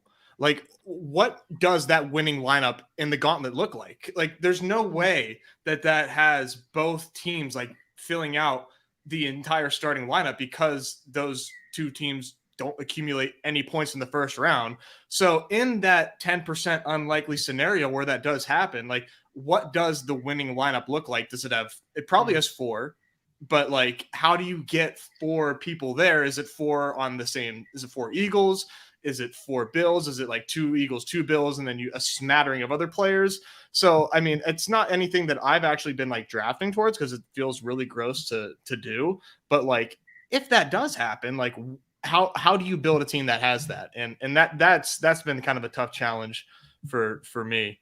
Here, Pete, throw that tweet up that I just put in the private chat for a second. Is that a good idea? No, because it's a really good my tweet. Yeah, but you don't know what tweet it is. You send some good ones sometimes, but it's a really good analogy of like, these are like 2 teams that you would have thought smashed last year, right? Because you got Cincinnati, you got all the right pieces of the Rams, and neither of them get out of the first round. So I got sniped on my Green Bay team, I think is why Devontae was there. I was trying to build Green Bay and then got sniped. But yeah, like, look at all those players. And it just illustrates like, basically the randomness of the pods and whatnot, where we were talking about that idea of like hey, like if you dupe yourself with this, well, maybe sometimes it gets through in one pod, but it doesn't get through in another. And that was the team you needed. Effectively, like that team that Nez had there would have been what you needed to win in the Super Bowl, but it didn't get through kind of deal. So anyways, I just thought it was a interesting thought process thing. Numi, I know we're in the weeds here. I did want to say officially on air, congratulations about your engagement. Very stoked for you, dude. Thank you, man. I appreciate that. Yeah, that was a fun time. It was a heck of a trip to get out there as we were racing a winter storm. But yeah, once we got there, it was basically just like Minnesota and the 8th coldest day in Denver history. So had that to deal with, and then I was like, you know what, this seems like a good day to pop down on the knee, make it a more warm night than it was gonna be. So yeah. How, like, on a scale of 1, she's oblivious, to 10, she knows the exact amount of teams you draft every day? Like, where's your fiance on that scale? Oh, she's cooking over there. She fully knows like how deep I am. Yeah, she'll literally be like, she doesn't even ask it anymore. She'll say my name, and then she'll be like, I'll hear under her breath, "Oh, you're drafting," and she won't say anything, and then she'll just be like, "I need to do this." I'm like, "Hold on, just give me 1 second. I'll make a pick," and then I'm like, "I'm ready to go." But yeah, no. Are you at 139 yet? Yeah, no. Shut this down. She fully knows, because like I'll have Sunday Ticket on like the TV. I'll be like, "Could I have these like on like these sweats?" And I'll be like walking around. She'll be like, I'll tell him like, "What do we need?" She's like, "Okay, what number? Like, and what numbers do we need?" And it's great. So she fully knows. Fully vested. Yeah, the amount of times Lauren has now kind of like caught me, like trying to soothe the baby or get her down to sleep, and I'm like, have a draft going, because that is the one thing I've discovered is it's really hard for me to find like hour or 2 hour blocks of free time, but I can find 15-minute blocks a lot. And so that's why I've just come up to like 115 playoff drafts, because it's just like, and if you if you get a couple auto drafters and there are guys that are just going quick, it's even faster. You know what I mean? It's just like, it just speeds up. Like some drafts people are in there, they're just oblivious and just drafting so quick that these playoff drafts just go quicker than like this. So fast. Like my thing is like, if I'm in the middle of a draft and like my wife wants me to do something, I feel like I didn't know you needed me right now. Like I wouldn't have started this. I try to like. I will say, driving, if you ever want to just pass the time driving through the entire end of state, or like start of Nebraska through the entire state of Nebraska, just draft a bunch of mittens. It really does pass the time away. You will all of a sudden realize we're in Omaha. Like, okay, cool. And that is not a fun drive. No, it is not. What I've done is like, never once consider in my entire life. My move is I've used the mittens as my, like, I know I'm going to be distracted or multitasking. And then when I have like, I know I'm going to have an undivided like 15 minutes, that's when I get my gauntlets in. 100%. But before I let you guys go, I just wanted to, we had to get some ideas up here on our feet. And I do see it's a total friends and family draft here. And because I see everyone basically from the chat. I'm not familiar with Hurst, but we got CG, GA, Crutches, and Ned here. So if anyone does weird shit, we can fully roast them and dox them in the same breath. I love it. Love it. Former Gauntlet champ there, CG. I know. Been doing some content with Daigle. Gauntlet winner.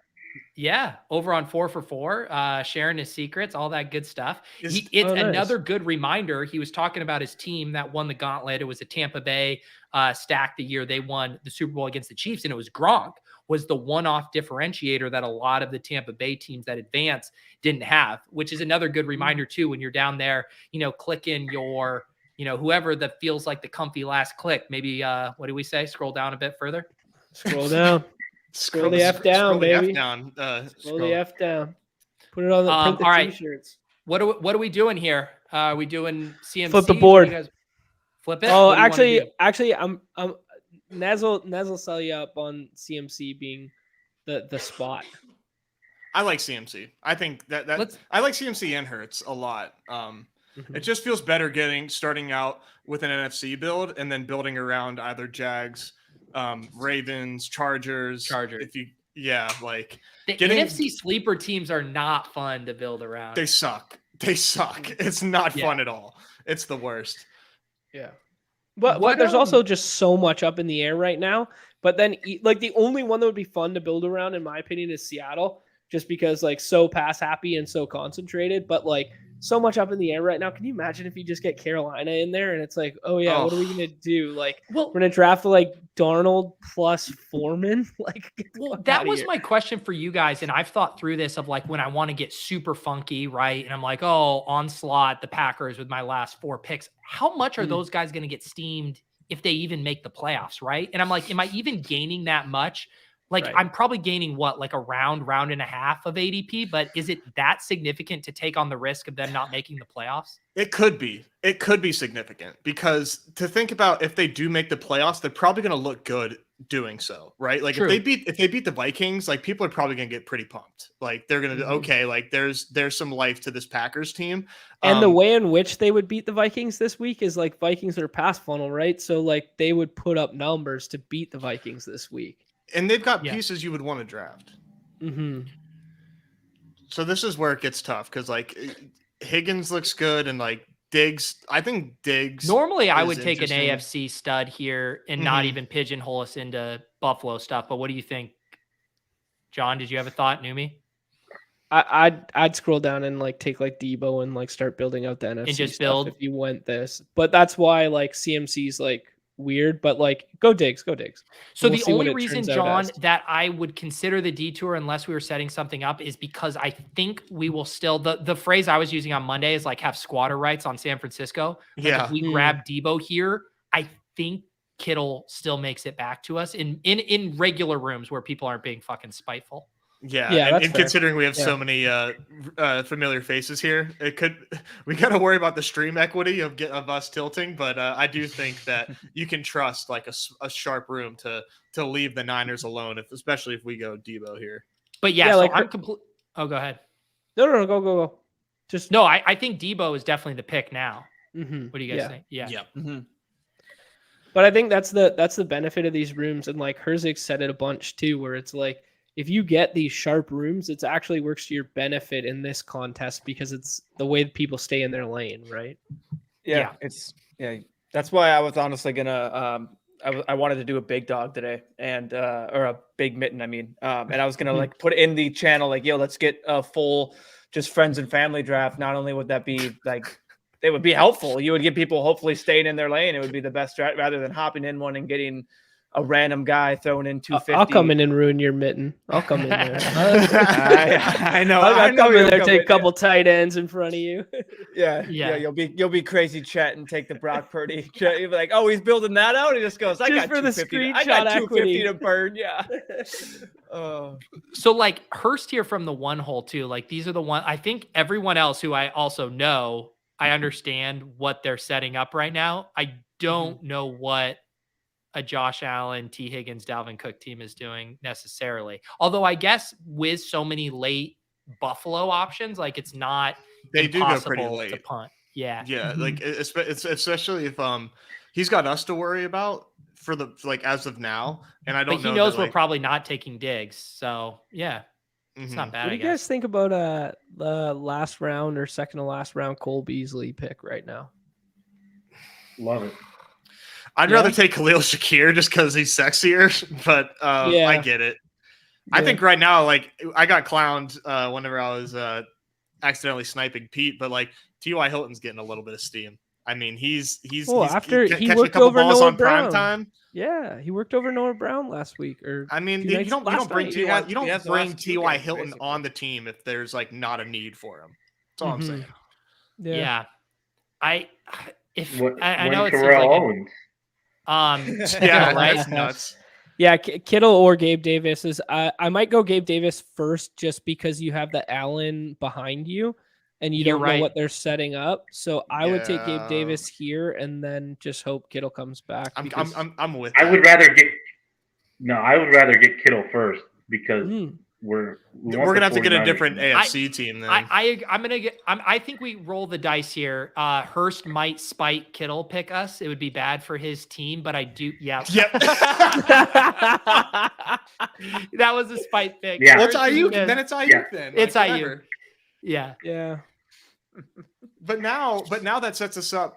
So we have like 2 Buffalo, which is nice. So if we needed to pivot and like I know we said NFC is gross, and it is super gross. Like, we could then pivot to another NFC team paired with these Buffalo receivers, which I think is one of the better ways to get access to these potential number 1 seeds, is taking like 2 pieces and then building around that.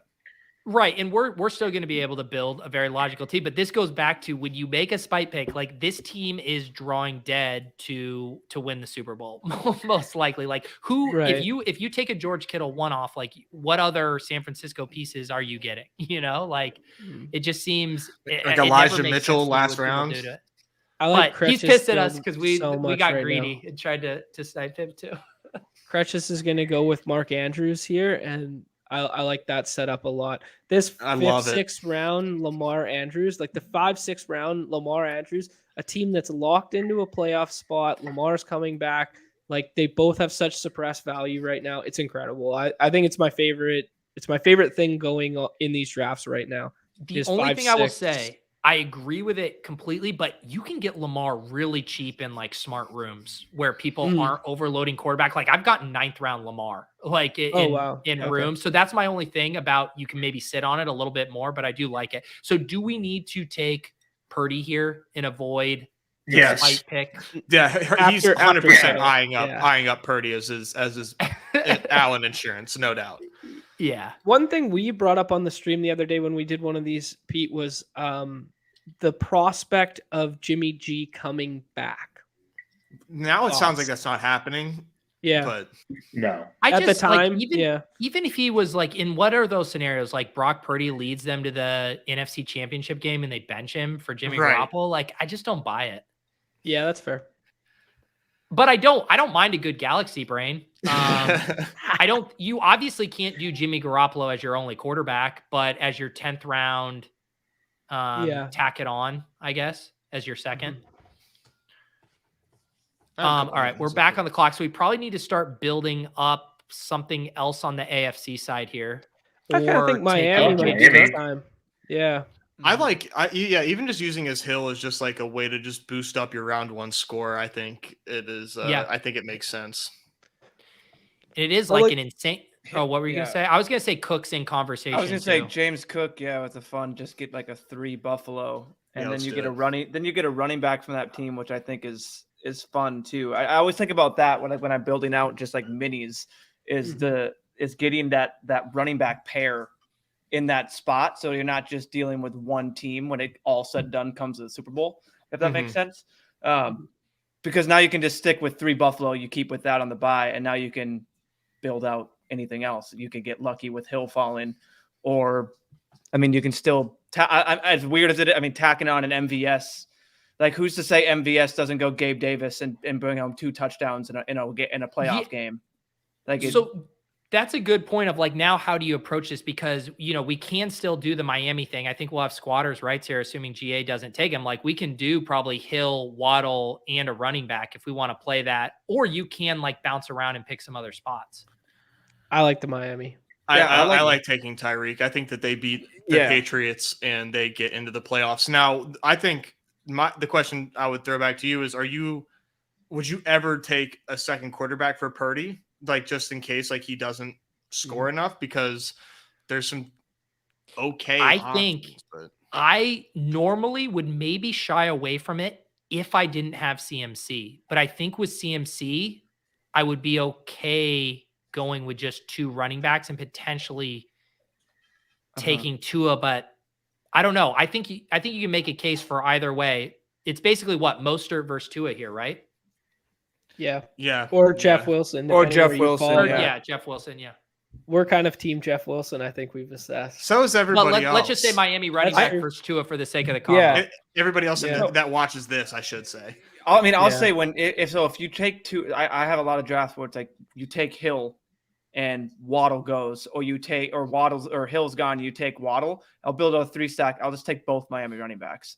And basically be like, you're just hoping to get 1 hit. You know what I mean? When it comes to this playoff contest, like, I feel like people are going to shy away from that. But like, if that stack gets to the Super Bowl, you know what I mean? Because I'm building out basically like you have the 4 or 5 main stack. Like here we have the 4 San Francisco, and then we have our other side.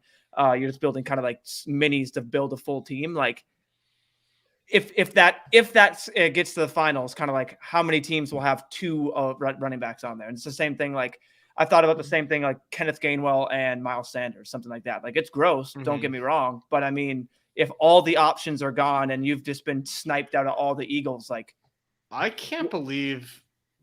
Well, let's see what he does. I can't believe Dak Prescott is not drafted. This is wild. This is how you're in a Badge Bro draft room if Dak Prescott's still available in the 10th.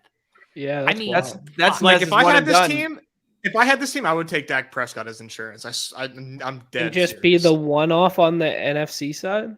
Like just be like, just to help he's me gonna in put round up a one. playable score. Yeah. Oh, I just see that's just It would be unique as hell condoning your too. team. Like you're just hoping like you're making that birdie pick is worthless. Then why take, you know what I mean? Like it's not worthless. It's just like you would need him in the Super Bowl. You got to get there first. But man, I'm torn on that too, because I have been leaning quarterback, whether Dak or Tua, just because Brock, I mean, his pass attempts are so low. Like he could sink you one of these advancement rounds. So what is it? Is it one off Dak? Fund him up. If we go quarterback, we have to go Tua. Tua is exactly the same as Dak. Yeah, but is he even gonna play? It's Like this 15. dude got 3 concussions in like 2 months. We can give Chris. Nez and his, all right, Nez and okay. his triple con. Chris right We're now. gonna give Chris his 10th round Dak with his KC. I stack. live within like 30 minutes of Chris, so I don't want to piss him off. That's Chris funny. is coming on in a second. I'm actually gonna say goodbye to you guys here in a second, and Chris and Ricky are gonna hop on to close us out. But no Daigle this time with Chris. I try to keep that. I was Daigle gonna say, is he even and allowed Chris back together. on the show after the last appearance he made? Like that was No. that was one for the books. This is why you I draft didn't even with the realize edit. Chris needed Dak. Look at this guy saying he doesn't have time to draft, and he's got 57 gauntlets. I didn't in say I the didn't tank. have time to draft. I told you all I have time to do is draft. That's all I said. Speaking of, well, hang on. We got Chris and Ricky here, but Chris, are you stunned that we gave you 10th round Dak Prescott? I was actually upset. You didn't want it? No, I didn't want him. I was gonna take Quez, and then I was just like, it's too good. We did you a favor. Too good to pass. Yeah. Yeah, I was setting up for a 4-4-2, with the NFC side being Quez and Goddard, and then having just KC running it all the way to the Super Bowl, and then, Dallas being Dallas, they're probably not going to make it. So you didn't want overhyped Derek Carr? Ricky here to pump Derek Carr for us here. No, I'm not.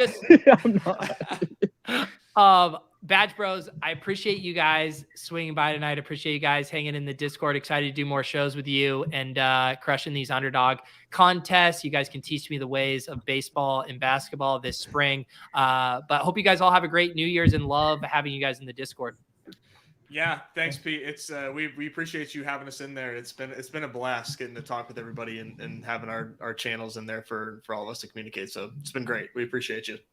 Well, if that team we just drafted wins the 100K, I'll definitely throw you guys like a pizza party or something like that.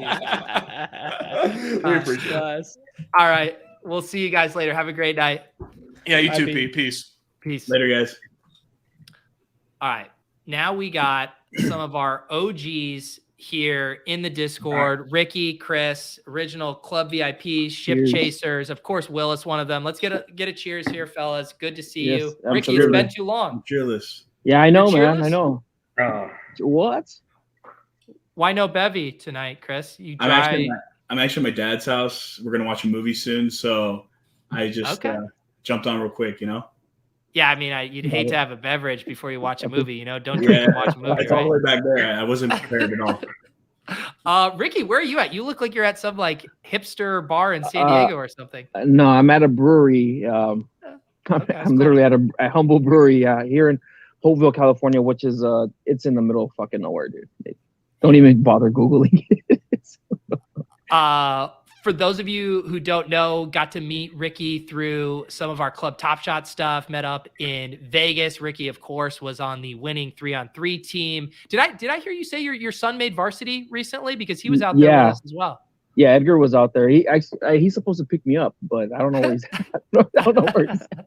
He's probably watching at home, and I don't know where he's at. But yeah, he made varsity. He's doing good, getting taller, and being a shithead boy, so it's all good.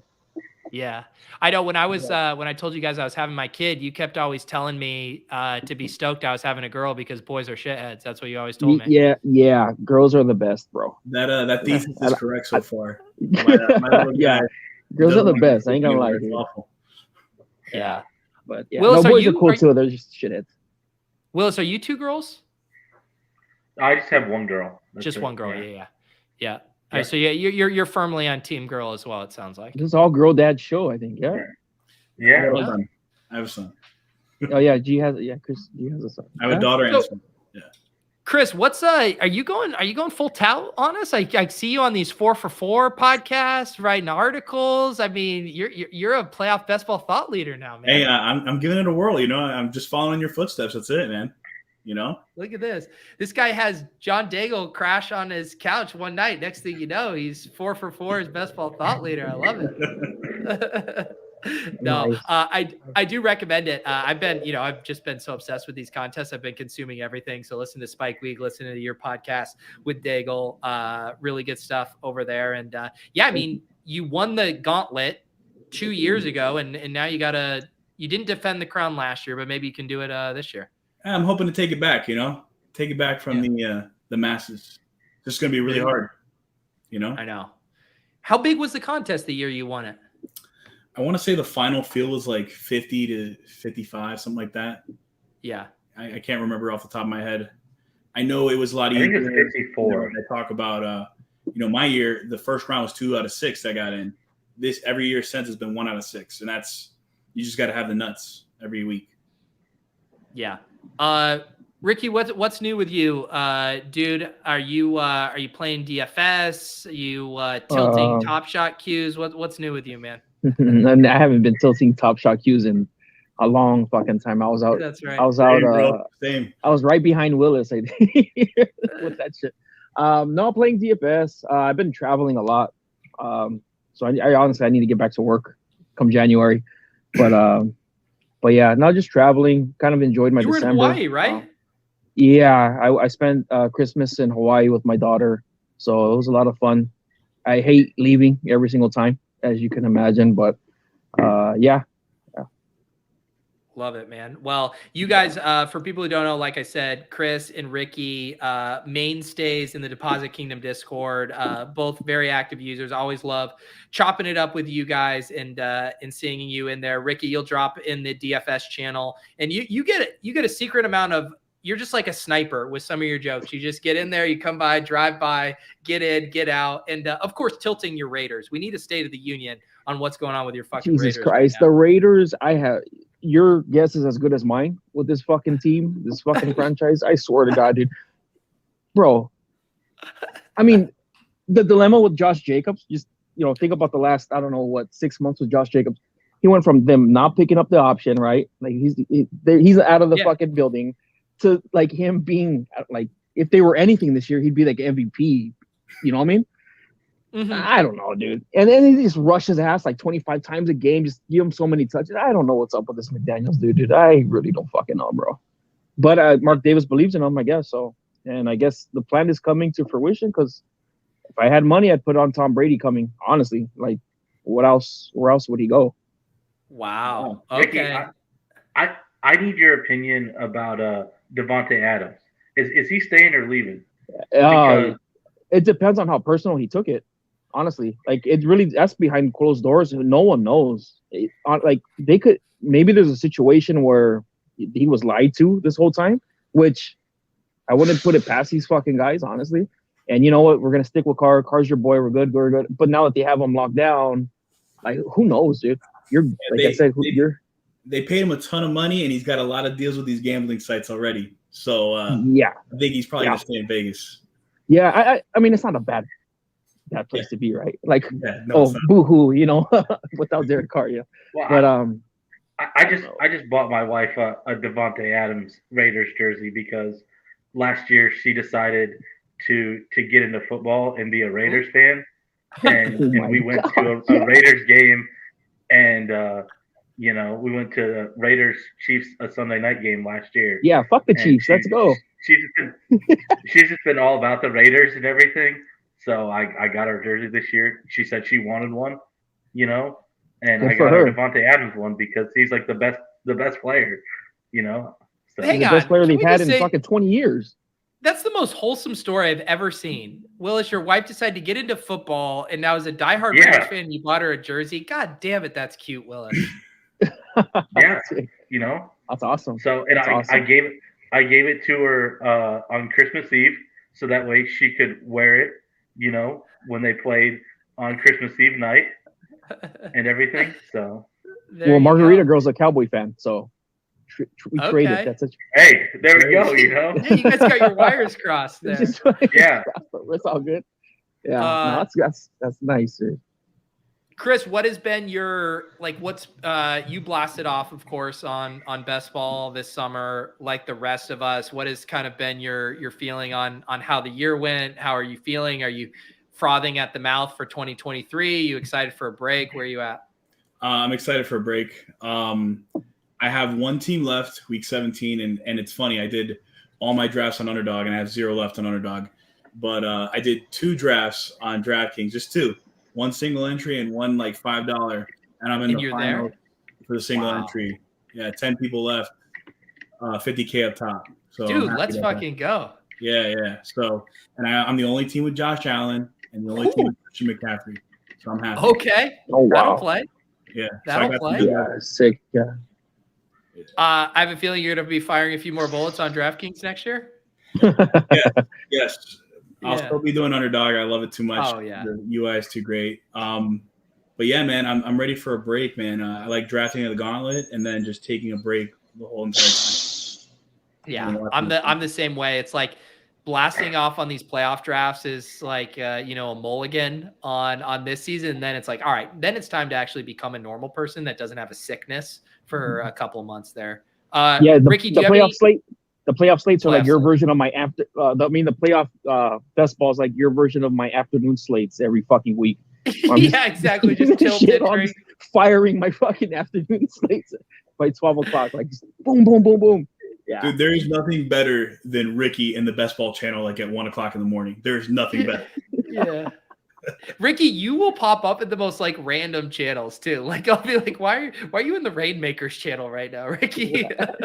Half the time I'm drunk, so I just fucking fire off wherever I I'm am- gonna fire off, bro. Ricky, I am like legitimately confused by your life because I know you work hard. I know you're a family man, and yet you're just like at the bar or traveling also every night or weekend. I'm like, how does this guy do it? I just I'm me, dude. Like I love to travel. I don't know. I fucking get in the solar industry. I don't know. I don't know what to tell you. I'm me, dude. I'm all over the Do place. you have Ricky, as a girl dad? Do you have any tips for me as a budding girl dad here? Enjoy every second, bro. Seriously, like Yeah. these are times that you're never gonna get back. Like all my kids, they're 17 and 10, and I still wish they were fucking like 3 months old, 6. So like enjoy literally every single second. That's the best advice I can give you. Other than that, everything's gonna come natural. Don't worry about reading these fucking books. Don't worry about fucking advice from all these. Like shit comes natural, bro. And Yeah. they'll figure it out too. Like I appreciate know it. it. Yeah, I have That's been true. like, I'll stare at her and I'll know like, because there's a part of me, and I know like everything I'm saying is probably fucking cliche thoughts that every dad in the world has had. No. So just forgive me. But No, like it's cool. I'll be like, I want to see what you're like when you're 2 and you're 5 and you're 15, and yet at the exact same second, I'm like, I want to preserve this moment in time and appreciate, because I know how I am with like even like high school or college, right? It's not even that you want to go back to it necessarily, but you're nostalgic for it. And I know I'm like, I'm going to be fucking nostalgic as hell for this moment right now. Like you're going to feel the pangs inside of you wanting to go back to that. And it's such a weird thing to like want to fast forward and preserve something at the exact same time. Yeah. No, that feeling is mutual probably amongst all dads. Like, Yeah. just you enjoy every second and that's it. And just, give her the best time, you could possibly be, and you're good. You don't let anybody talk shit about you about your parenting either. That's another thing. That's a big thing, dude. Fuck them. Just be wary of the terrible 2s and the trying 3s, and then after that, it's all good, baby. It's all good. Do you know what term I heard the other day? Oh, go ahead, Willis. threes are worse than twos. Yeah, My agreed. daughter just is only Yeah. 3 months into being three, but threes have been much worse than the twos ever were. So The term, have you guys heard this term? They're calling it the three-nager now. Have you guys heard this one? No. That someone told me the no, three. but I can believe it. Yeah. You know, it's funny actually. My dad has a saying about this, right? Trying twos, excuse me, terrible twos, trying threes, fucking fours, fantastic fives. That's what he said. Okay.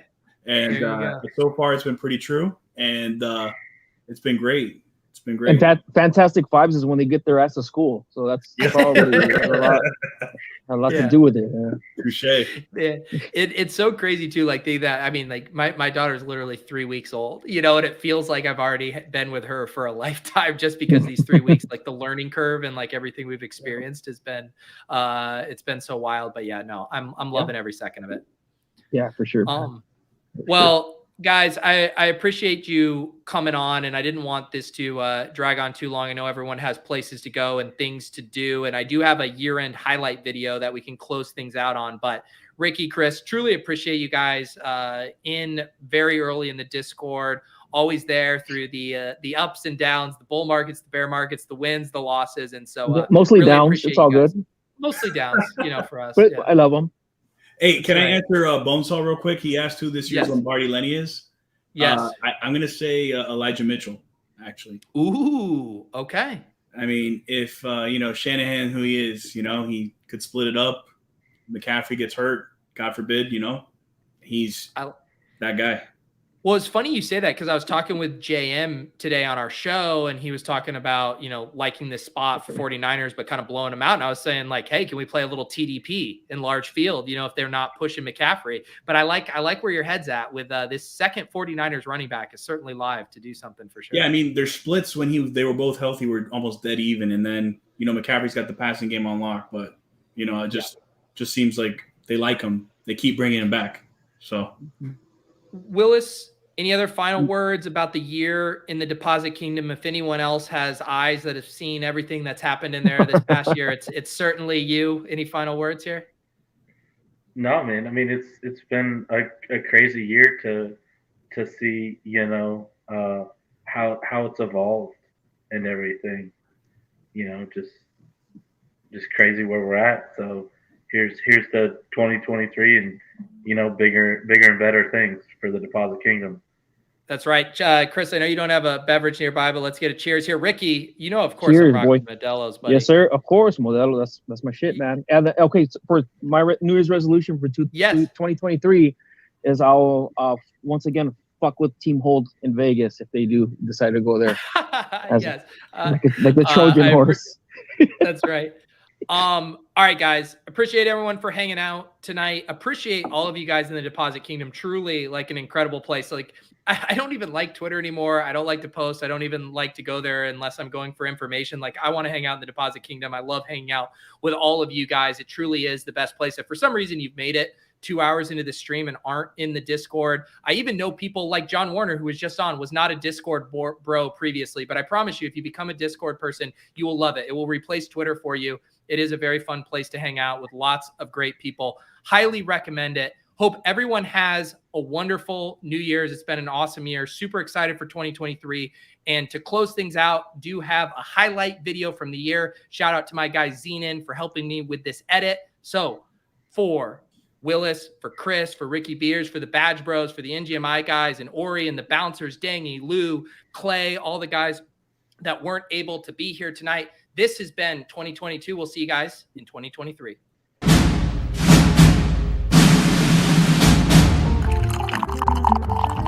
Just put your feet up. Just watch. Oh, fuck! When ship chasing calls, the alphas answer, so I'm here. They said, Pete, you're such a value hound.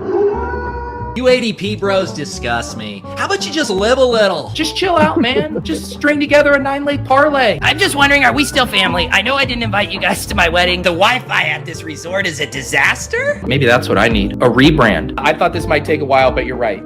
We should just call it Jizz Nation. Throw him the fucking ball. Otherwise, Grandma stays in the cage.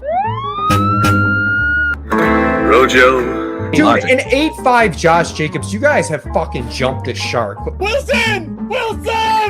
I'm sorry! Pickleball was popping down there, but they were fucking retirees. I'm role playing as Adam Thielen right now. I swear to God, if Kirk doesn't put his shirt back on, fucking throw me some red zone targets. Move it! Let's go! Damn it! Purchase another NFT. As far as prime ministers go, that's a dime piece. I got Siwoo Kim, KH Lee. What are Brian's loves in life? It is Finnish prime ministers and Asian golfers. Who took Zach Wilson already? T-Bucks, you're sick. Zach Wilson says he wants to be the QB of this nation. All I see is him taking long walks with MILFs around the country. Cool then. She was out sunbathing because McCaffreys live on that hole. We're talking Wax Town.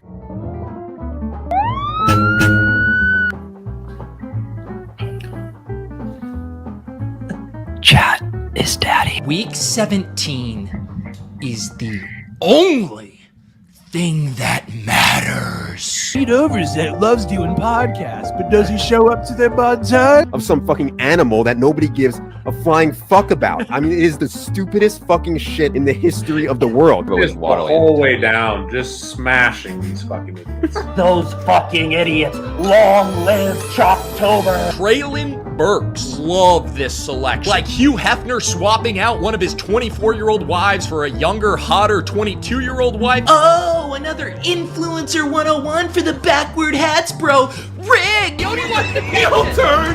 No! He's in the queue! No! He's gonna get drafted! Yes! Wow, bro. You're 10 days older. I could like be your dad, dude. As long as I'm getting that fucking sweet cash, I don't care how I'm getting it. And they were a 3 o'clock game, right? 4 The o'clock Bengals? for the only legitimate time zone, but yeah. Yeah, that's not real America. I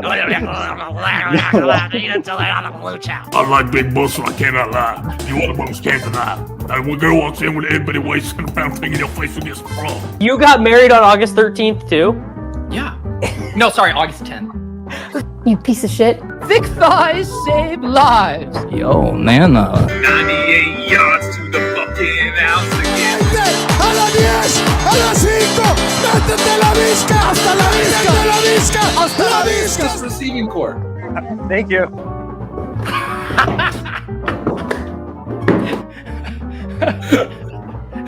What if Taysom Hill's the guy you need? If you want to become a YouTube member, maybe I'll do it. Fucking Joe called my bluff. You wanted us to sauce your team, and then we just said we liked it. Sky Moore, 2 Ys. That's the fucking sickest name I've ever seen for a wide receiver. Rugged again. I got rugged. I want to leave a legacy for my children. An online engagement farm that they can run someday. Congratulations, April. You just made your first on-camera best ball pick. It doesn't look like she has any thoughts. So I might just have to give her back to her mom. She's been fairly